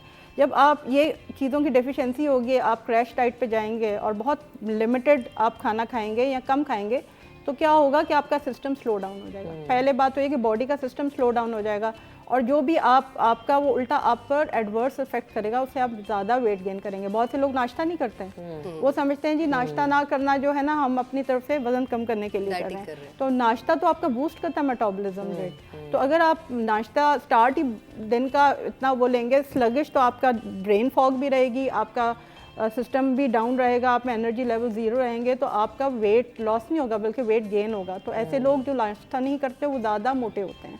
तो अच्छा, एक हेल्दी नाश्ता क्या लेना चाहिए? और अगर आप वज़न कम करने की तरफ प्लान कर रहे हैं और आप चाहते हैं कि आप हेल्दी भी लगें और नाश्ता भी कर लें? देखिए, एक हेल्दी नाश्ते में प्रोटीन होना ज़रूरी है किसी न किसी शक्ल में, चाहे वो दूध की शक्ल में हो, चाहे वो अंडे की शक्ल में हो, चाहे वो दाल की शक्ल में। ज़रूरी नहीं कि हमने वेस्टर्न नाश्ता ही करना है, हम देसी नाश्ता भी कर सकते हैं। हम मतलब रोटी के साथ भी आप खा सकते हैं, ज़रूरी नहीं इसको पराठा करके खाएं। आप घी, जैसे उन्होंने कहा ना, घी खाया जा सकता है, हर एक की मॉडरेशन है, एक लिमिट है, एक लिमिट में आप हर चीज़ खा सकते हैं। लेकिन हर चीज़ का जब आप उस लिमिट को एक्सीड करते हैं और आप एक्टिविटी भी ज़ीरो करते हैं, उस वजह से फिर आपका वेट जो है वो गेन होना शुरू हो जाता है। और हर बॉडी डिफरेंट है। मतलब आप नाश्ता करती हैं जिया? मैंने अभी आने से पहले, मैं रोज़ डिफरेंट नाश्ता करती हूँ। मैंने भी आने से पहले पपाया खाया है, 2 केले खाए हैं, 1 कप कॉफ़ी का पिया है, और अभी मैंने ढेर सारा सैलड बना के साथ रखा हुआ है, क्योंकि आज मैंने थोड़ा लाइट रखना था अपने आप को, ट्रैवलिंग थी। अदरवाइज़ जब मैं घर पे होती हूँ, कोई शो नहीं होता, तो मैं 2 रोटियां खाती हूँ देसी घी वाली, 2-3 अंडे का ऑमलेट बना के खाती हूँ, ढेर सारा फ्रूट और ड्राई फ्रूट खाती हूँ।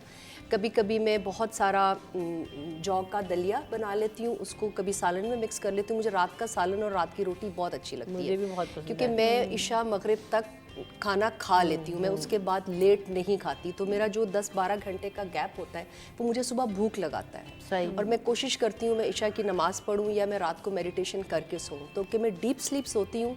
तो डीप स्लीप सोने से होता है कि आपका मेटाबॉलिज्म फास्ट होता है और आपका गैप बढ़ जाता है। तो जो लोग रात को 10, 11, 12, 1 बजे तक खाना खा रहे हैं, वो कुछ भी कर लें वो हेल्दी नहीं रह सकते, वो कितनी मर्जी डाइटिंग कर लें, क्योंकि मेटाबॉलिज्म बंद हो जाता है आपका मगरिब और इशा के बाद, वो काम नहीं करता। तो जो लेयर आपकी खाने की जमी रहती है, स्पेशली गोश्त जो लोग रात को खाते हैं, प्रोटीन खाते हैं, और वो एक्सरसाइज नहीं कर रहे और वो इशा के बाद खा रहे हैं, सो वो कुछ भी कर लें, जब तक आप कुदरती निज़ाम के साथ नहीं चलेंगे, आप कोई अंग्रेज़ी शुआएं कर लें, आप नहीं ठीक हो सकते, आप बिगड़ते ही जाएंगे।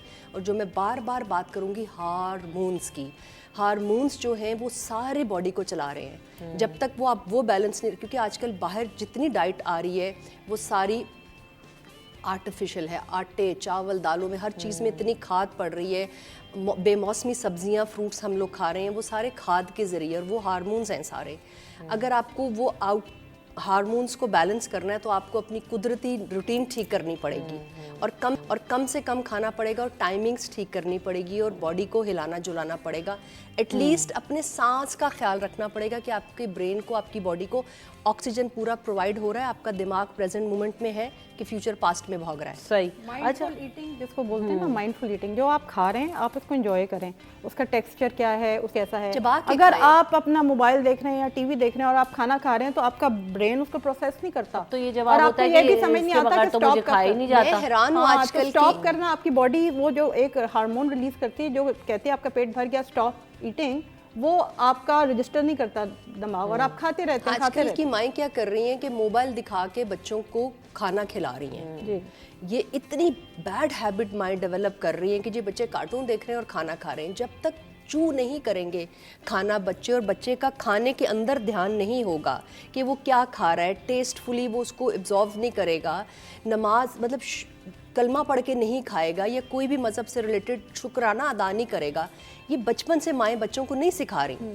तो ये चीज़ें सारी काउंट करती हैं। आप कुदरत के अगेंस्ट नहीं जा सकते। आप जितने मर्जी मॉडर्न हो जाएं, आप जिस मर्जी शहर में रह लें, आप जितनी मर्जी किताबें पढ़ लें। अच्छा, बहुत सारे लोग क्या कर रहे होते हैं कि एक साथ आज ही डाइट शुरू कर दी है, तो अब हर तरह की डाइट एक साथ शुरू कर देंगे। घर रोटी भी निकाल दी अपनी डाइट में, मतलब अपने मील प्लान में से, चावल भी निकाल दिया, फ्रूट भी कम ले रहे हैं, पानी का इंटेक भी सही नहीं कर पा रहे। अच्छा, तो इसमें पता क्या होता है, एक प्रॉपर डाइट करने के लिए कैसे बैलेंस क्रिएट करें? जी, बहुत से मेरे पास भी जो पेशेंट या क्लाइंट्स आते हैं, उनका मसला ये होता है कि दे वांट क्विक फिक्स, ठीक है, जल्दी जल्दी हो जाए। क्विक फिक्स में क्या होता है कि बॉडी का जो फैट है, इट टेक्स टाइम। लिपोलिसिस जिसको बोलते हैं, बॉडी जो बर्न होता है, it takes time, it's a slow process.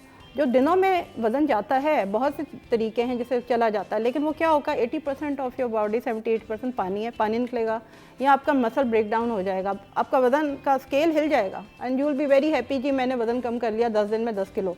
लेकिन उसमें एक्चुअल जो फैट होता है वो 1 से 2 किलो ही होता है। 8 किलो जो आपका बॉडी मसल और वाटर होता है, the moment you start eating again, वो आप दोबारा पुट ऑन कर लेते हैं। और जिस तरह से जो डाइटिंग करते रहेंगे, क्रैश डाइट, फिर खा लिया फिर छोड़ दिया, तो आप में एक रेजिस्टेंस पैदा हो जाती है। आपकी इंसुलिन इतनी ज़्यादा बनती है कि वो बॉडी को फिर वेट लॉस नहीं करने देती, मतलब आपका अटक जाता है वजन।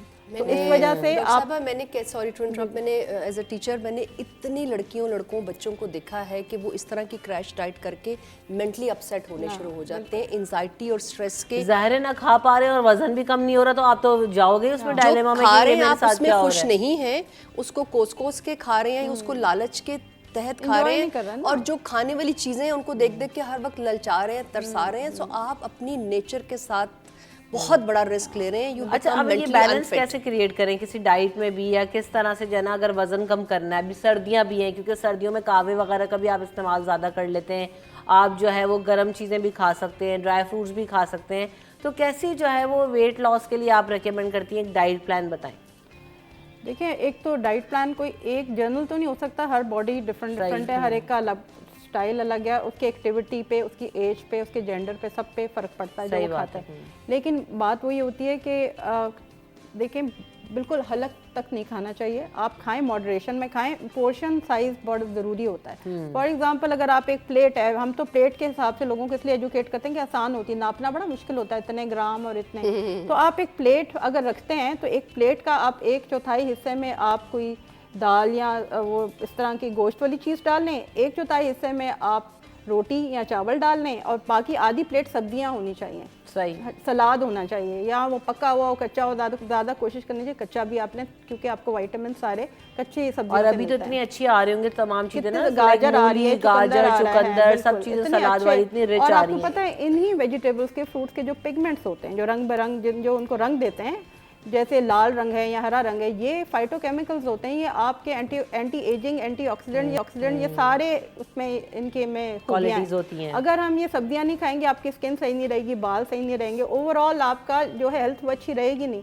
अगर आप सिर्फ गोश्त खाते रहेंगे, बहुत से लोग कहते हैं जी एटकिंस डाइट कर लें, कीटो डाइट कर लें, लेकिन ये सारी जो है ना डाइट्स जो हैं, ये नॉर्मल डाइट्स नहीं है, ठीक है। ये अगर आप खा के छोटा शॉर्ट टर्म, इनको ज़रूर मिल जाएंगे आपको कोई ना कोई रिजल्ट, लेकिन वो लॉन्ग लास्टिंग। दिमाग खराब हो जाता है, ऑक्सीजन कम हो जाता है, आप स्ट्रेस एंजाइटी में, आप गुस्से में रहने शुरू हो जाते हैं, आपकी पूरी पर्सनालिटी बदल। मैं बार बार कहूँगी लोगों को, प्लीज़ कुदरत से मजाक नहीं करें, कुदरत के साथ मत खिलवाड़ करें। आपकी बॉडी चांद और सूरज इन मामलात के हिसाब से चलती है, मौसमों के हिसाब से चलती है। हम पाकिस्तानी एक ही हैं, एशिया में रहने वाले लोग, के हमारे पास 11-12 वेदर हैं, हर 2 महीने बाद हमारा वेदर बदलता है।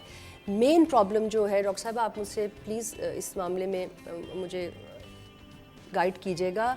एंजाइटी और जो स्ट्रेस है बेसिकली वो हर एज ग्रुप में है। माँ के पेट से भी बच्चा एंजाइटी और स्ट्रेस का शिकार हो सकता है। उसके पीछे चले जाएं, देखिए वेट गेन क्यों हो रहा है और उसको कैसे ठीक करना है, ये मसला अब बहुत आउटडेटेड हो गया है। अब मसला हमें ये देखना है कि इन सारी चीज़ों की वजह क्या है। वो वजह है माँ के पेट से बच्चा जब अनहेल्दी निकलेगा, माँ अनहेल्दी होगी, माँ एक गलत लाइफस्टाइल को लेके किसी शॉर्टकट तरीके से हार्मोन्स ठोक ठका के बच्चे को पैदा कर रही होगी, that kid will be mentally physically upset, unbalance all his life. अच्छा, और बच्चों के अंदर भी ओबेसिटीज के बहुत ज्यादा इशू है, क्योंकि हमने फास्ट फूड और इन चीजों में लगा दी ना बच्चों को भी, और सारे फिर हम ये चाह रहे हैं कि जो डॉक्टरों के पास जा रहे हैं कि जिसका वजन कम हो जाए, तो कभी भी बच्चों के साथ तो फिजिकल एक्टिविटी में इतना इन्वॉल्व होते थे तो कभी ऐसा हमने देखा ही नहीं था। वक्फा ले लेते हैं, वक्फे के बाद हाजिर होंगे।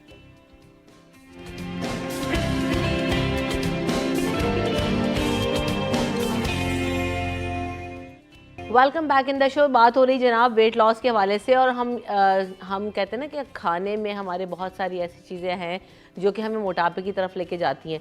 दूसरी तरफ मैंने ये भी कहा कि बहुत सारी क्योंकि जब सर्दियों का सीज़न आता है तो आप बहुत सारी गर्म चीज़ें इस्तेमाल कर सकते हैं, क्योंकि आपके पास मार्जिन होता है। गर्मी में ऑलरेडी इतना गर्म मौसम होता है कि आप जो है वो कावा वगैरह या ऐसी कोई चीज़ अपने वेट लॉस के लिए या ख़ास तौर पर ग्रीन टी वगैरह का बहुत ज़्यादा इस्तेमाल नहीं करना चाहिए। एक तो हमारी ये भी है कि ग्रीन टी पीना शुरू करते हैं तो जी जनाब इतनी पीने लग जाएंगे, या कोई कावा पीना शुरू करेंगे इतना पीने लग जाएंगे कि उसी से बस वजन कम करना है। इसमें भी बैलेंस कैसे रखना है? जी जी, उसके भी साइड इफेक्ट्स हैं ग्रीन टी के। ग्रीन टी हर एक को सूट भी नहीं करती है, तो वही है कि कुछ लोग जैसे मल्टीपल कप्स पीते रहते हैं, चार मैंने ऐसे भी देखे लोग 15-15 कप्स तक हर वक्त पीते रहेंगे, बस रखा होगा उनका कप। बिल्कुल जो घुटनों है वो बिल्कुल घुटनों का दर्द, जो फ्लूइड होता है जो लुब्रिकेट करता है वही ड्राई हो जाता है। फिर कुछ लोगों को एसिडिटी का मसला हो जाता है, कुछ लोगों को वैसे ही जो ग्रीन टी से बहुत ज़्यादा थर्स्ट, मुंह खुश्क रहता है हर वक्त, तो इस तरह के साइड इफेक्ट्स होते हैं। तो कहते हैं ना किसी भी चीज़ के एक्सट्रीम इज़ बैड। कितने कप नॉर्मल है एक दिन में? लेकिन 2 maximum 2 to 3, not more than that. किसी भी हर्बल टी के 2 to 3, इससे ज़्यादा कप नहीं लेना आप सारे दिन में। उससे आप करेंगे तो आपका जो मेटाबॉलिज्म है वो भी ठीक रहेगा, आपका सिस्टम भी ठीक रहेगा। तो इस तरह से अगर आपने ग्रीन टी इस्तेमाल करेंगे, ग्रीन टी इज़ गुड, लेकिन हाँ 2 से 3 कप से ऊपर नहीं लेंगे। कोई कावा वगैरह इस्तेमाल कर सकते हैं? स्वीटहार्ट, मैं आपका थोड़ा सा करेक्ट करूंगी आपको, बिकॉज अभी शायद अब आपका प्रोफेशन नहीं है। देखिए, ये जो गर्म सरद मौसम के मामलात है ना, हमारा इंटरनल बॉडी का टेम्परेचर तकरीबन एक ही रहता है, जिसकी वजह से हम जिंदा हैं। और जो भी हम खा रहे हैं पी रहे हैं, अगर गर्मी और सर्दी का कुदरत ने निज़ाम रखा होता इंटरनल या फ्रूट्स के, तो आम सर्दियों में आते हैं, गर्म होते कहते हैं उसको, है ना? करेले, करेले, हाँ करेले गर्मियों, जो हम हमारा ये हम दोनों बात करेंगे, जो हमारे कॉन्सेप्ट है, कुछ गर्म ठंडा नहीं होता, कुछ गर्म ठंडा नहीं होता। आप जब तक अपनी वही हार्मोन्स पे बार बार आऊँगी, नींद बैलेंस नहीं करेंगे, नेचुरल लाइफस्टाइल से अपनी ज़िंदगी नहीं गुजारेंगे, आप कुछ भी कर ले नहीं ठीक हो सकते। और एक्सरसाइज नहीं करेंगे, स्पेशली मुराकबा नहीं करेंगे या नमाज नहीं पढ़ेंगे, कुदरत के साथ मामलात अपने सेट नहीं रखेंगे, एक्सट्रीम पे नहीं, बैलेंस नहीं रखेंगे, तो कहवा जो है वो हर मौसम में पीना चाहिए। डिपेंड करता है कि कौन सा कहवा। Green tea is not about kahwa only, there is 100 type of kahwas, Chinese या डिफरेंट कम्युनिटीज़ में देखें। हमें चाइनीज़ खाना और सुबह उठ के निहार मुँह पानी भी रेगुलरली नहीं पीना चाहिए, बिकॉज उनका वेदर, उनका कल्चर, उनका खाना पीना टोटली डिफरेंट है। हमें अपने मुल्क के हिसाब से, अपने डीएनए के हिसाब से, अपनी रिक्वायरमेंट के हिसाब से हमें चाय से बचना चाहिए। चाय को दूध के साथ जब आप मिक्स करके पीते हैं तो वो एक जहर बन जाता है, जो कि हम पिए जा रहे हैं। और स्पेशली पाउडर दूध के साथ, स्पेशली टेट्रा पैक के साथ काढ़े बना के, वो एक गलत तरीन चीज़ है सुबह एम्प्टी स्टमक लेने में। मैंने अगर आज कॉफ़ी पी है तो मैंने क्रीम के साथ या मलाई के साथ या प्लेन ब्लैक कॉफ़ी ली है और शक्कर के साथ ली है, और मैंने पपाया और केला खाने के 40-45 मिनट बाद पी है। सो खाने के साथ चाय पीना या कहवा पीना भी इट्स वेरी वेरी हार्मफुल। आपको सिर्फ ये देखना है कि सही चीज़ें क्या हैं और आसान रखनी है अपनी ज़िंदगी, कॉम्प्लिकेशन नहीं बनानी। आप कहवा जो जैसे मैं हमारी जैसे ये कुछ हर्ब्स मेरे सामने पड़ी हुई है, प्रोबायोटिक्स हमारी, इसके अंदर डाइट प्लान कह सकते हैं, वो डाइट प्लान एक बैलेंस डाइट का बताया हुआ है। और ऐसे कहवे बताए हुए, इलायची, सौंफ, पुदीना, जो कि हर वेदर में हर इंसान को, हर एज ग्रुप को सूट करता है, वो आपका मेटाबॉलिज्म बेहतर करता है। जो भी आपने खाया है, या कभी ग्रीन टी ले लें, कभी कोई कहवा ले लें, कभी कोई कहवा ले लें, कभी मोरिंगा ले लें, कभी डिफरेंट, जैसे हम डिफरेंट चीज़ें खाने को हमारा दिल करता है, डिफरेंट नाश्ते करें, डिफरेंट खाने खाएं, लेकिन टाइमिंग्स बेहतर रखें। अच्छा हाँ, बहुत सारे लोग ना वजन कम करने के लिए आजकल स्लिमिंग टीज आ गई हैं मार्केट में, वो किस हद तक प्रैक्टिकल है राबिया? देखिए, कोई भी शॉर्टकट नहीं है जिंदगी में। हम तो वो ढूंढ रहे हैं बूस्ट कर लेंगे, आपका मेटाबॉलिज्म बूस्ट कर लेंगे, लेकिन अगर उसके साथ आप बहुत ही एक्टिविटी नहीं करेंगे या बहुत ही heavy dense calorie dense diet खाते रहेंगे तो वो बेचारा कहवा क्या करेगा। हाँ, बस कहवा हमने एक कप रख ली है कि भाई हम इसके साथ कुछ भी गंदा खाना खा लेंगे और कहवा भाई उस वक्त तो वो लाइट लगेगा, ये थोड़ी देर बाद वो लाइट लगेगा क्योंकि वो नीचे चला गया, बेहतर हो कर देगा आपकी, लेकिन वो कोई ऐसा कमाल नहीं। स्लिमिंग टी होती है वो क्या होती है, वो जिसमें देखिए दो तरह की, 2-3 किस्म की स्लिमिंग टीज में ना, अगर आप कॉम्पोजिशन लोगों को पता नहीं होता, हर्ब्स तो होती हैं, कुछ हर्ब्स बहुत बेनिफिशियल होती हैं, आपको मेटाबॉलिज्म बूस्ट करती हैं, ठीक है, उसमें बहुत ही हर्ब्स हैं, लेकिन कुछ जैसे एक ज़माने में जैसे सेना मक्खी का बड़ा वो था, हाँ जी, हर कोई वही ढूंढ रहा था, वो बेसिकली डायोरेटिक है।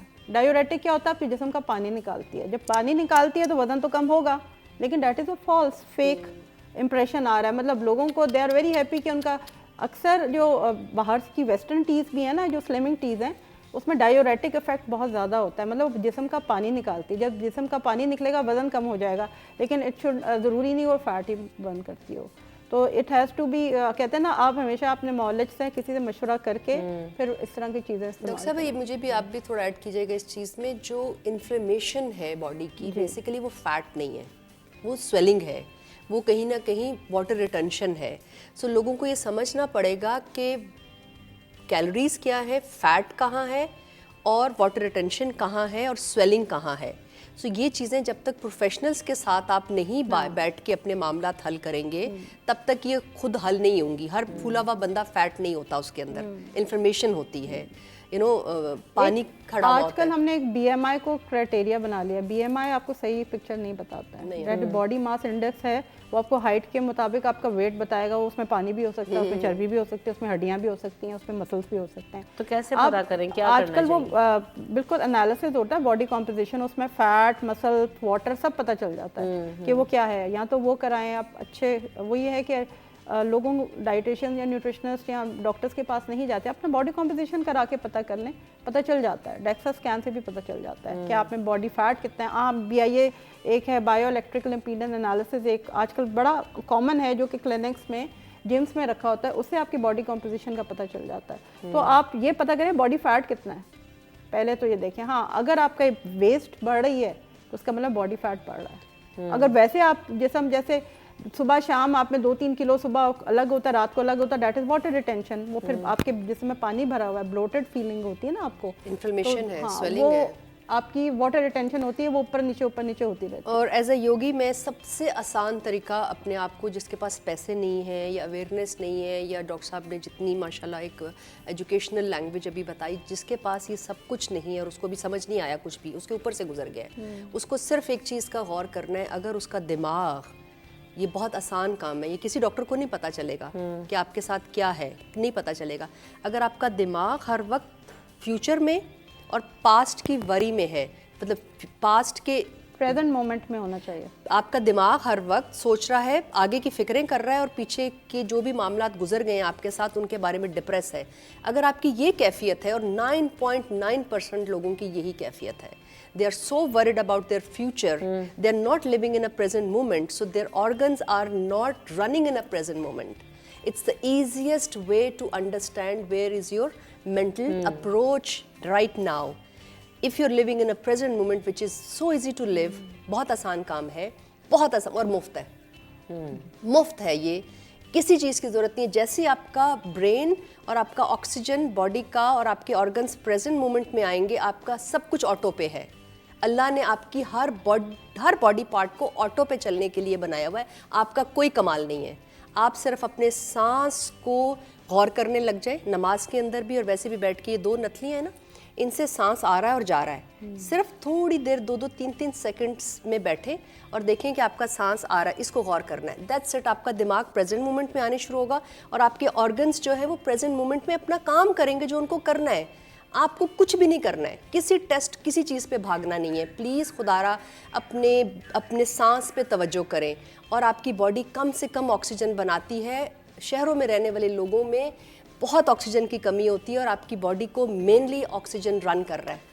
अच्छा, अभी बात ये हुई थी थोड़ी देर पहले, जैसे अभी जिया भी कह रही थी कि उन्होंने नाश्ता किया लेकिन थोड़ी देर के बाद जो है कॉफ़ी ली, कैफ़ीन लिया। हम इतना सारा कैफ़ीन ले रहे होते हैं, लोग समझ रहे होते हैं कि जी अगर मैं खाली ब्लैक कॉफ़ी पीती रहूँगी या कॉफ़ी पीती रहूँगी तो मेरा उससे वजन कम हो जाएगा, मैं खाना छोड़ दूँ, मैं पीना कॉफी छोड़ इज दूँ। वेरी वेरी तो गुड। कैसे? Coffee is very good for health. चाय से बहुत बेहतर है क्योंकि वो नेचुरल है। अगर अच्छी कॉफी आप ले रहे हैं, मैं तो अपनी घर में कॉफी खुद ही बीन्स लेके हम लोग खुद ही रोस्ट करके बना लेते हैं। कॉफी इज वेरी गुड, चाय से 1000 दर्जे बेहतर है और सर्दियाँ गर्मियाँ हर वक्त पी जा अच्छा, सकती है। वेट लॉस में काम करती है? मेटाबॉलिज्म बूस्ट करती है, Boost वेट लॉस करती है। करती है ब्लैक कॉफ़ी, Black करती है, बिल्कुल कितना करती ले है। एक दिन में? 2 to 3 से ज़्यादा कोई भी लेंगे ना, इनमें से टी कॉफ़ी, ये रिसर्चेज हैं, आपकी कैल्शियम हड्डियों से निकल जाता है, आपकी एक एंग्जाइटी लेवल ऊपर चला जाएगा, आपको स्लीपलेसनेस हो जाएगी। या, रात एक्सट्रीम में हर चीज़ की जो है ना, डेट इज़ बैड। ईशा के बाद डॉक्टर साहब सॉरी, ईशा मगरिब के बाद जो लोग कैफीन ले रहे हैं, चाहे वो सिगरेट की सूरत में ले रहे हैं, चाहे वो कॉफ़ी की सूरत में ले रहे हैं, चाहे वो चाय की सूरत में ले रहे हैं, they will not able to sleep deep. Once they don't sleep deep, conscious level पे उनका दिमाग चल रहा है कैफीन लेने की वजह से, दे will not be healthy ever. आपको मैं एक बात बताऊं, जो आप इन्होंने कहा ना, जैसे कम स्लीप लेने से डेफिनेटली आपका स्लो डाउन हो जाता है मेटाबॉलिज्म। जो लोग कम सोते हैं या उनके आवर्स कम है, तो उनका जो बॉडी में इन्फ्लेमेशन या उनका जो है वो सिस्टम स्लो डाउन हो जाता है। रीज़न क्या है, हमारे में एक स्लीप हार्मोन होता है, मेलाटोनिन बोलते हैं उसको। वो अंधेरा जैसे कुदरत ने बनाया है, जैसे शाम होती है, मगरिब का अंधेरा होता है, वो रिलीज़ होना शुरू हो जाता है बॉडी में। हम लोग क्या करते हैं, हमने इतनी लाइटें जलाई होती हैं, टीवी, मोबाइल, हम लोग इतनी लाइट में रहते हैं कि वो हमारा हार्मोन जो है ना वो डिस्टर्ब हो जाता है, वो रिलीज़ नहीं हो पाता। अच्छा, वो पीक पर होता है रात के 3 बजे और हम रात के 3 बजे भी जागे होते हैं। अब वो क्या होता है, जब वो बहुत कंसिस्टेंटली आप ये करना शुरू करते हैं तो वो डिस्टर्ब हो जाता है, फिर आप होता है स्लीपलेसनेस, एंग्जाइटी, नींद नहीं आती, क्योंकि वो हार्मोन का जो है पूरा सिस्टम है वो डिस्टर्ब हो क्या ये हर एज ग्रुप के जो है वो भी क्या वजन बढ़ाती है? जी बढ़ाती है। वही मेन रीजन है, मेन रीजन है, मेन वो रीजन वजन है। और डॉक्टर साहब बहुत सारे लोग मेरे पास आते हैं एज अ स्टूडेंट भी, जब हमारे पास, जी मैं 10 घंटे सोता हूँ, जी डॉक्टर ने कहा 8 घंटे सोएं, जी डॉक्टर ने कहा 6 घंटे सोएं। नहीं भाई, जैसे डॉक्टर साहबा कह रही हैं, हर इंसान की पूरे दिन की जो उसकी एक्टिविटी है उसके हिसाब से उसकी स्लीप है, उसके हिसाब से उसका पानी है। बिल्कुल ऐसे ही। तो स्लीप जो है, जब आप प्रॉपर नमाज पढ़ रहे हैं या कोई मुरातबा कर रहे हैं और एक्सरसाइज कर रहे हैं, तो 4 से 6 घंटे जो है वो अभी अच्छी सेहत का राज इसके अंदर बिल्कुल है। और इस वक्त हम चलते हैं एमक्यूएम के जो रहनुमा है वो प्रेस कॉन्फ्रेंस कर रहे हैं, बराह रास्त देख लेते हैं। ये क्लियर कर दीजिए कि ये कहा जा रहा है कि 35 साल की आपने बाकी 35 साल में कौन से 15 साल चले 15 साल से आप नहीं है ना सर। मैं कह रहा हूँ 35 साल में जो कहा जा रहा है कि हर हुकूमत के साथ रही है और उसके बावजूद भी आज इंसाफ की बात कर रही है। इसलिए कर रहे हैं, इसलिए बिल्कुल क्लियर कर रहे हैं। क्लियर ये है कि यह 2008 में नहीं था ये शहर ऐसा। इस शहर की मिसालें दी जा रही थी पूरी दुनिया में। सिंपल फार्मूला ये है, 2008 का देखो और अभी देखो। ये 15 साल से हमारा वजीर आला नहीं है। इस शहर को तो आपने प्रॉपरली 5-5, 8-8 साल तक मेयर भी नहीं दिया है। जब एमक्यूएम के पास इख्तियार, मैंडेट के साथ इख्तियार रहा है, ये शहर ऐसा नहीं रहा है। इस पे इंसाफ करने की जरूरत है। जी खालिद भाई, ये बताते हैं कि हुकूमत सिंध की जानिब से, बल्दिया उस्मा कराची की जानिब से बड़े धूम धड़कते से 11, 22 का इफ्तिताह किया गया, तो कहा गया था कि हर मुकामी तौर पे ये इदारा काम आएगा। लेकिन कल जब आग लगी, इससे पहले भी जब आग लगी, ना ही फायर ब्रिगेड यहाँ पर तजुर्बेकार अमला था, ना उनके पास सामान के, ना 11, 22 के लोगों ने यहाँ पर कोई इमदादी कार्रवाई की। अगर बर वक्त इमदादी कार्रवाई हो जाती तो इस बिल्डिंग को जलाने से बचाया जा सकता। तमाम सियासी जमातों की जानिब से, हुकूमत की जानिब से रवानी जमाबंदी की जा रही है।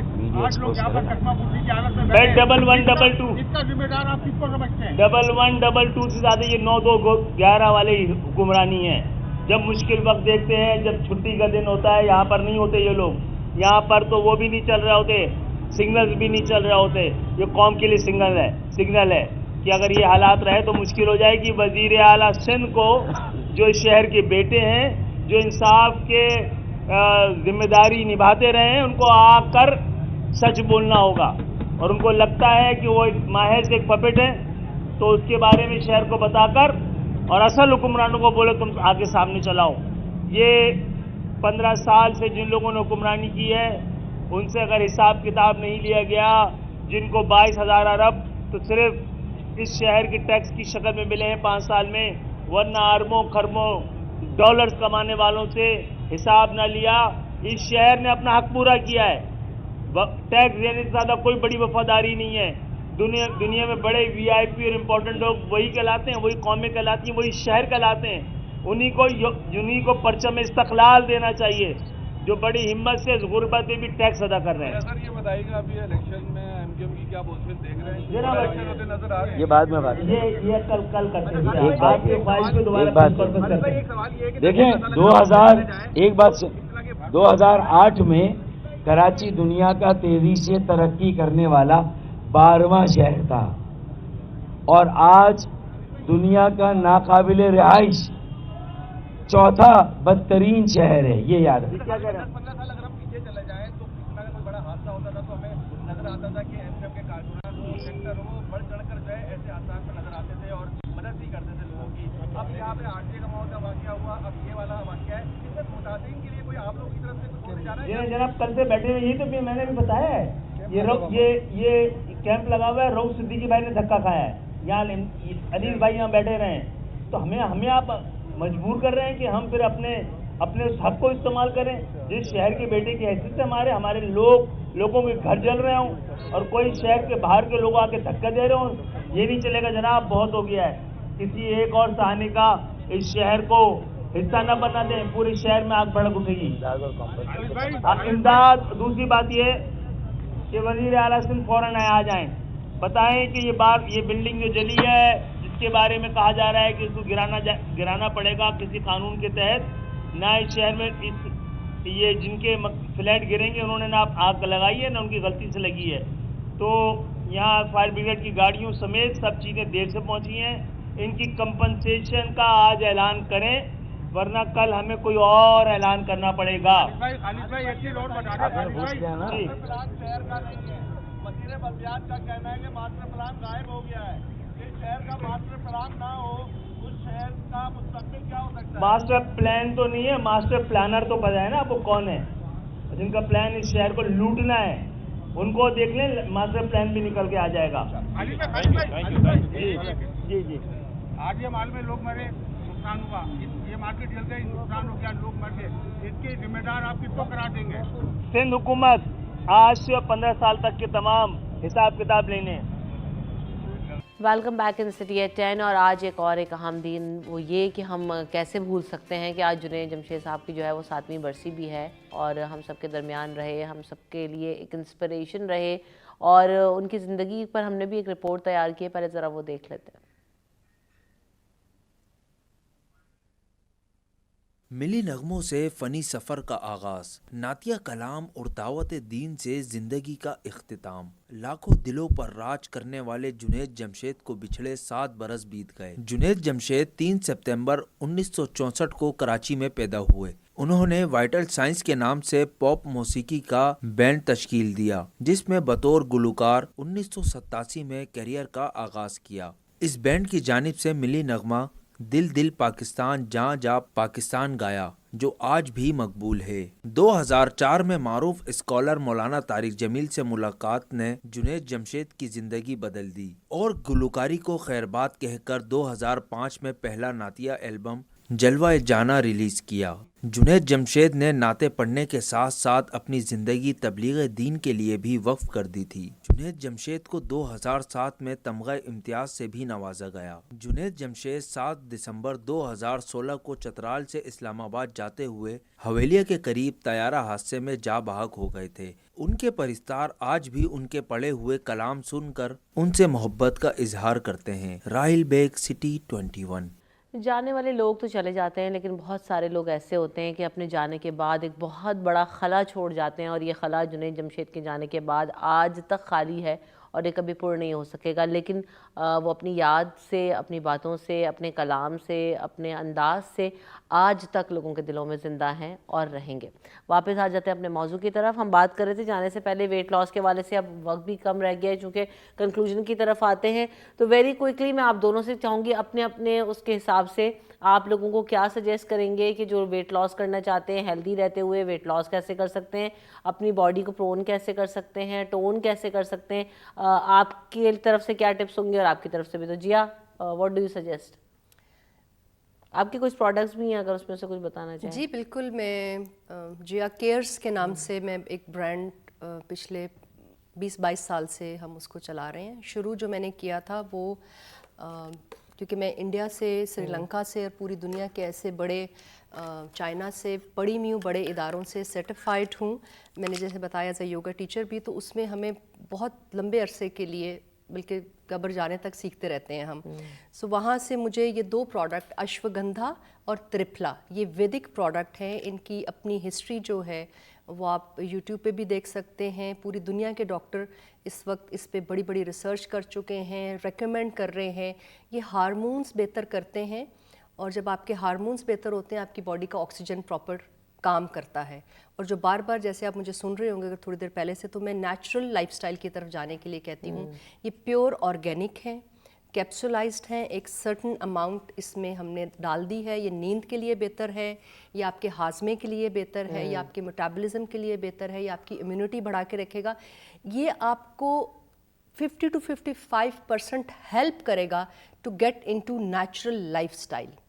कोई आर्टिफिशियल वे नहीं है, ये पुरानी चीज़ें हैं। मैंने कोई बहुत बड़ी साइंस के साथ इसको शुरू नहीं किया। मैंने एक प्रोफेशनल टीम प्रॉपर हायर की, केमिस्ट हैं, वेद हैं, प्रॉपर प्रोफेशनल टीम है जो कि इनको बनाते हैं। सबसे एक्सपेंसिव हर्ब्स हम खरीदते हैं, कोई कॉम्प्रोमाइज़ हर्ब्स में नहीं किया जाता।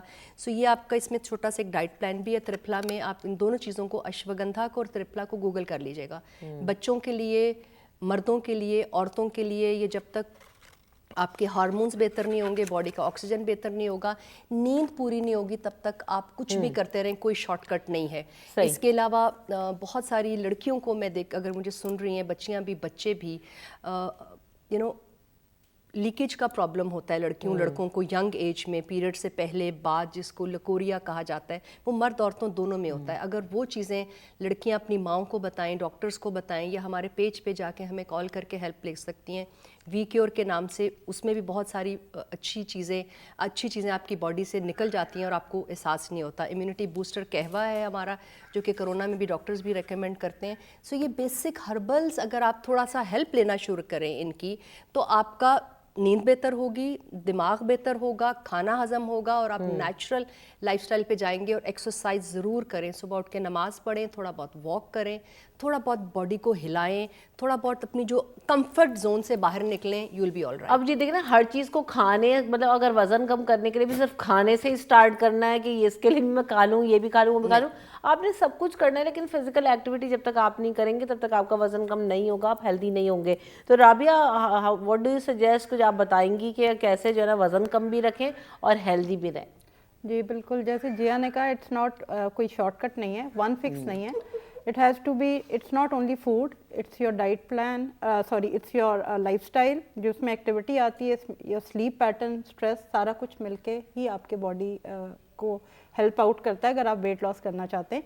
क्योंकि मैं न्यूट्रिशनिस्ट हूँ, तो मैं खाने के हिसाब से ये कहूँगी कि पोर्शन वाइज कंट्रोल करें, बहुत ज़्यादा नहीं खाएं, एक हद से ज़्यादा नहीं खाएं, और अपने बिला वजह नहीं खाएं। अगर आपको भूख है तो खाएं, मतलब एक फिजियोलॉजिकल भूख होती है, एक साइकोलॉजिकल होती है। हमने ऐड देखा, हमने कोई चीज़ सामने देखी, बस माइंडलेसली उठा के खाना शुरू कर दिया, वो नहीं खाएं। अपने टाइम फिक्स कर लें, उसमें जितनी मिकदार है बस उससे उतना खाएं।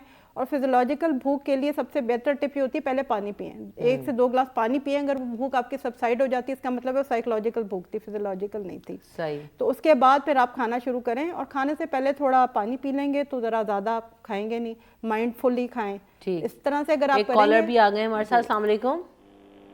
वालेकुम अस्सलाम, कैसी हैं रमशा? अल्हम्दुलिल्लाह बिल्कुल ठीक ठाक। आप बताइए क्या सवाल है आपका? ये मैं जिया अली से बात करना चाहूँगी। जी कहिए। जी अस्सलाम वालेकुम।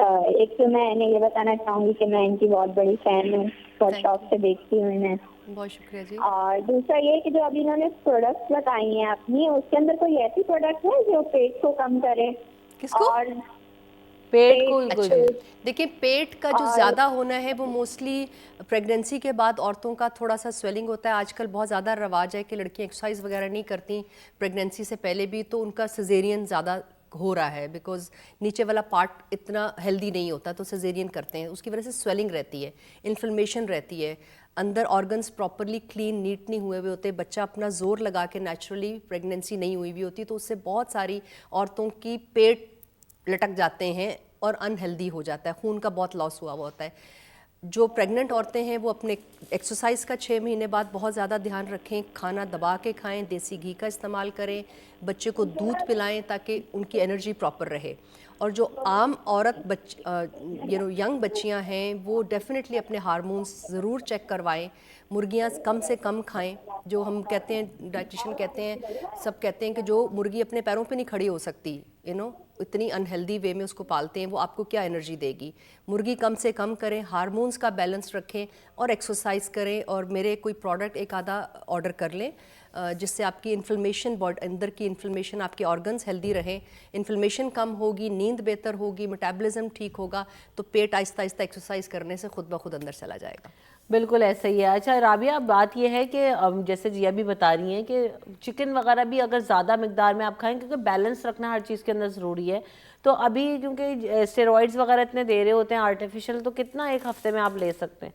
चिकन देखें, चिकन ब्रॉयलर चिकन का ये होता है कि मीट में एज सच मीट में कोई फ़र्क नहीं है दूसरी चिकन का, और उसमें मीट एक ही है, प्रोटीन भी एक ही है। हाँ, लेकिन उसको इतने इंजेक्शंस और इतनी उसकी फीड में जो चीज़ें दे रही होते हैं, तो उसमें डेफिनेटली उसके अंदर इस तरह के स्टेरॉइड और हार्मोन्स होते हैं जो कि आपको एक तो बहुत सा मतलब नुकसान पहुंचा सकते हैं। तो एक्सेस ऑफ एक तरह आर्टिफिशियली उसको बड़ा किया हुआ है, इस वजह से आप मैक्सिमम एक हफ्ते में 1 दफ़ा या 2 दफ़ा से ज़्यादा मत इस्तेमाल करें, वो नुकसान देगा। जो लोग अवॉइड कर सकते हैं वो अवॉइड करें, लेकिन क्योंकि वो सस्ती है, एक अफोर्डेबल है, प्रोटीन तो है वो, तो वो हम ये नहीं करेंगे मत खाएं, लेकिन जिन जैसे बच्चियां हैं उनको कोशिश करें कि वो ना मैंने ज़ाती तौर पे 3-4 साल चिकन बिल्कुल नहीं खाया और गोश्त कम से कम खाया। आप बिलीव करें, इस योगिक पाथ में मेरा वो ज़िंदगी का बेस्ट ईयर्स थे, और वो मैं 25 से 30-35 साल की उम्र में मैंने ये सारे अभी मैं सही। वेरी क्विकली जिया, कैसे ऑर्डर कर सकते हैं अगर जो लोग ऑर्डर करना चाहें? सवाल है जिया केयर्स, आप सिर्फ लिखें JIA, जिया CARES केयर्स, जिया केयर्स लिखेंगे तो हमारा आपको वेबसाइट, यूट्यूब चैनल, हमारा फेसबुक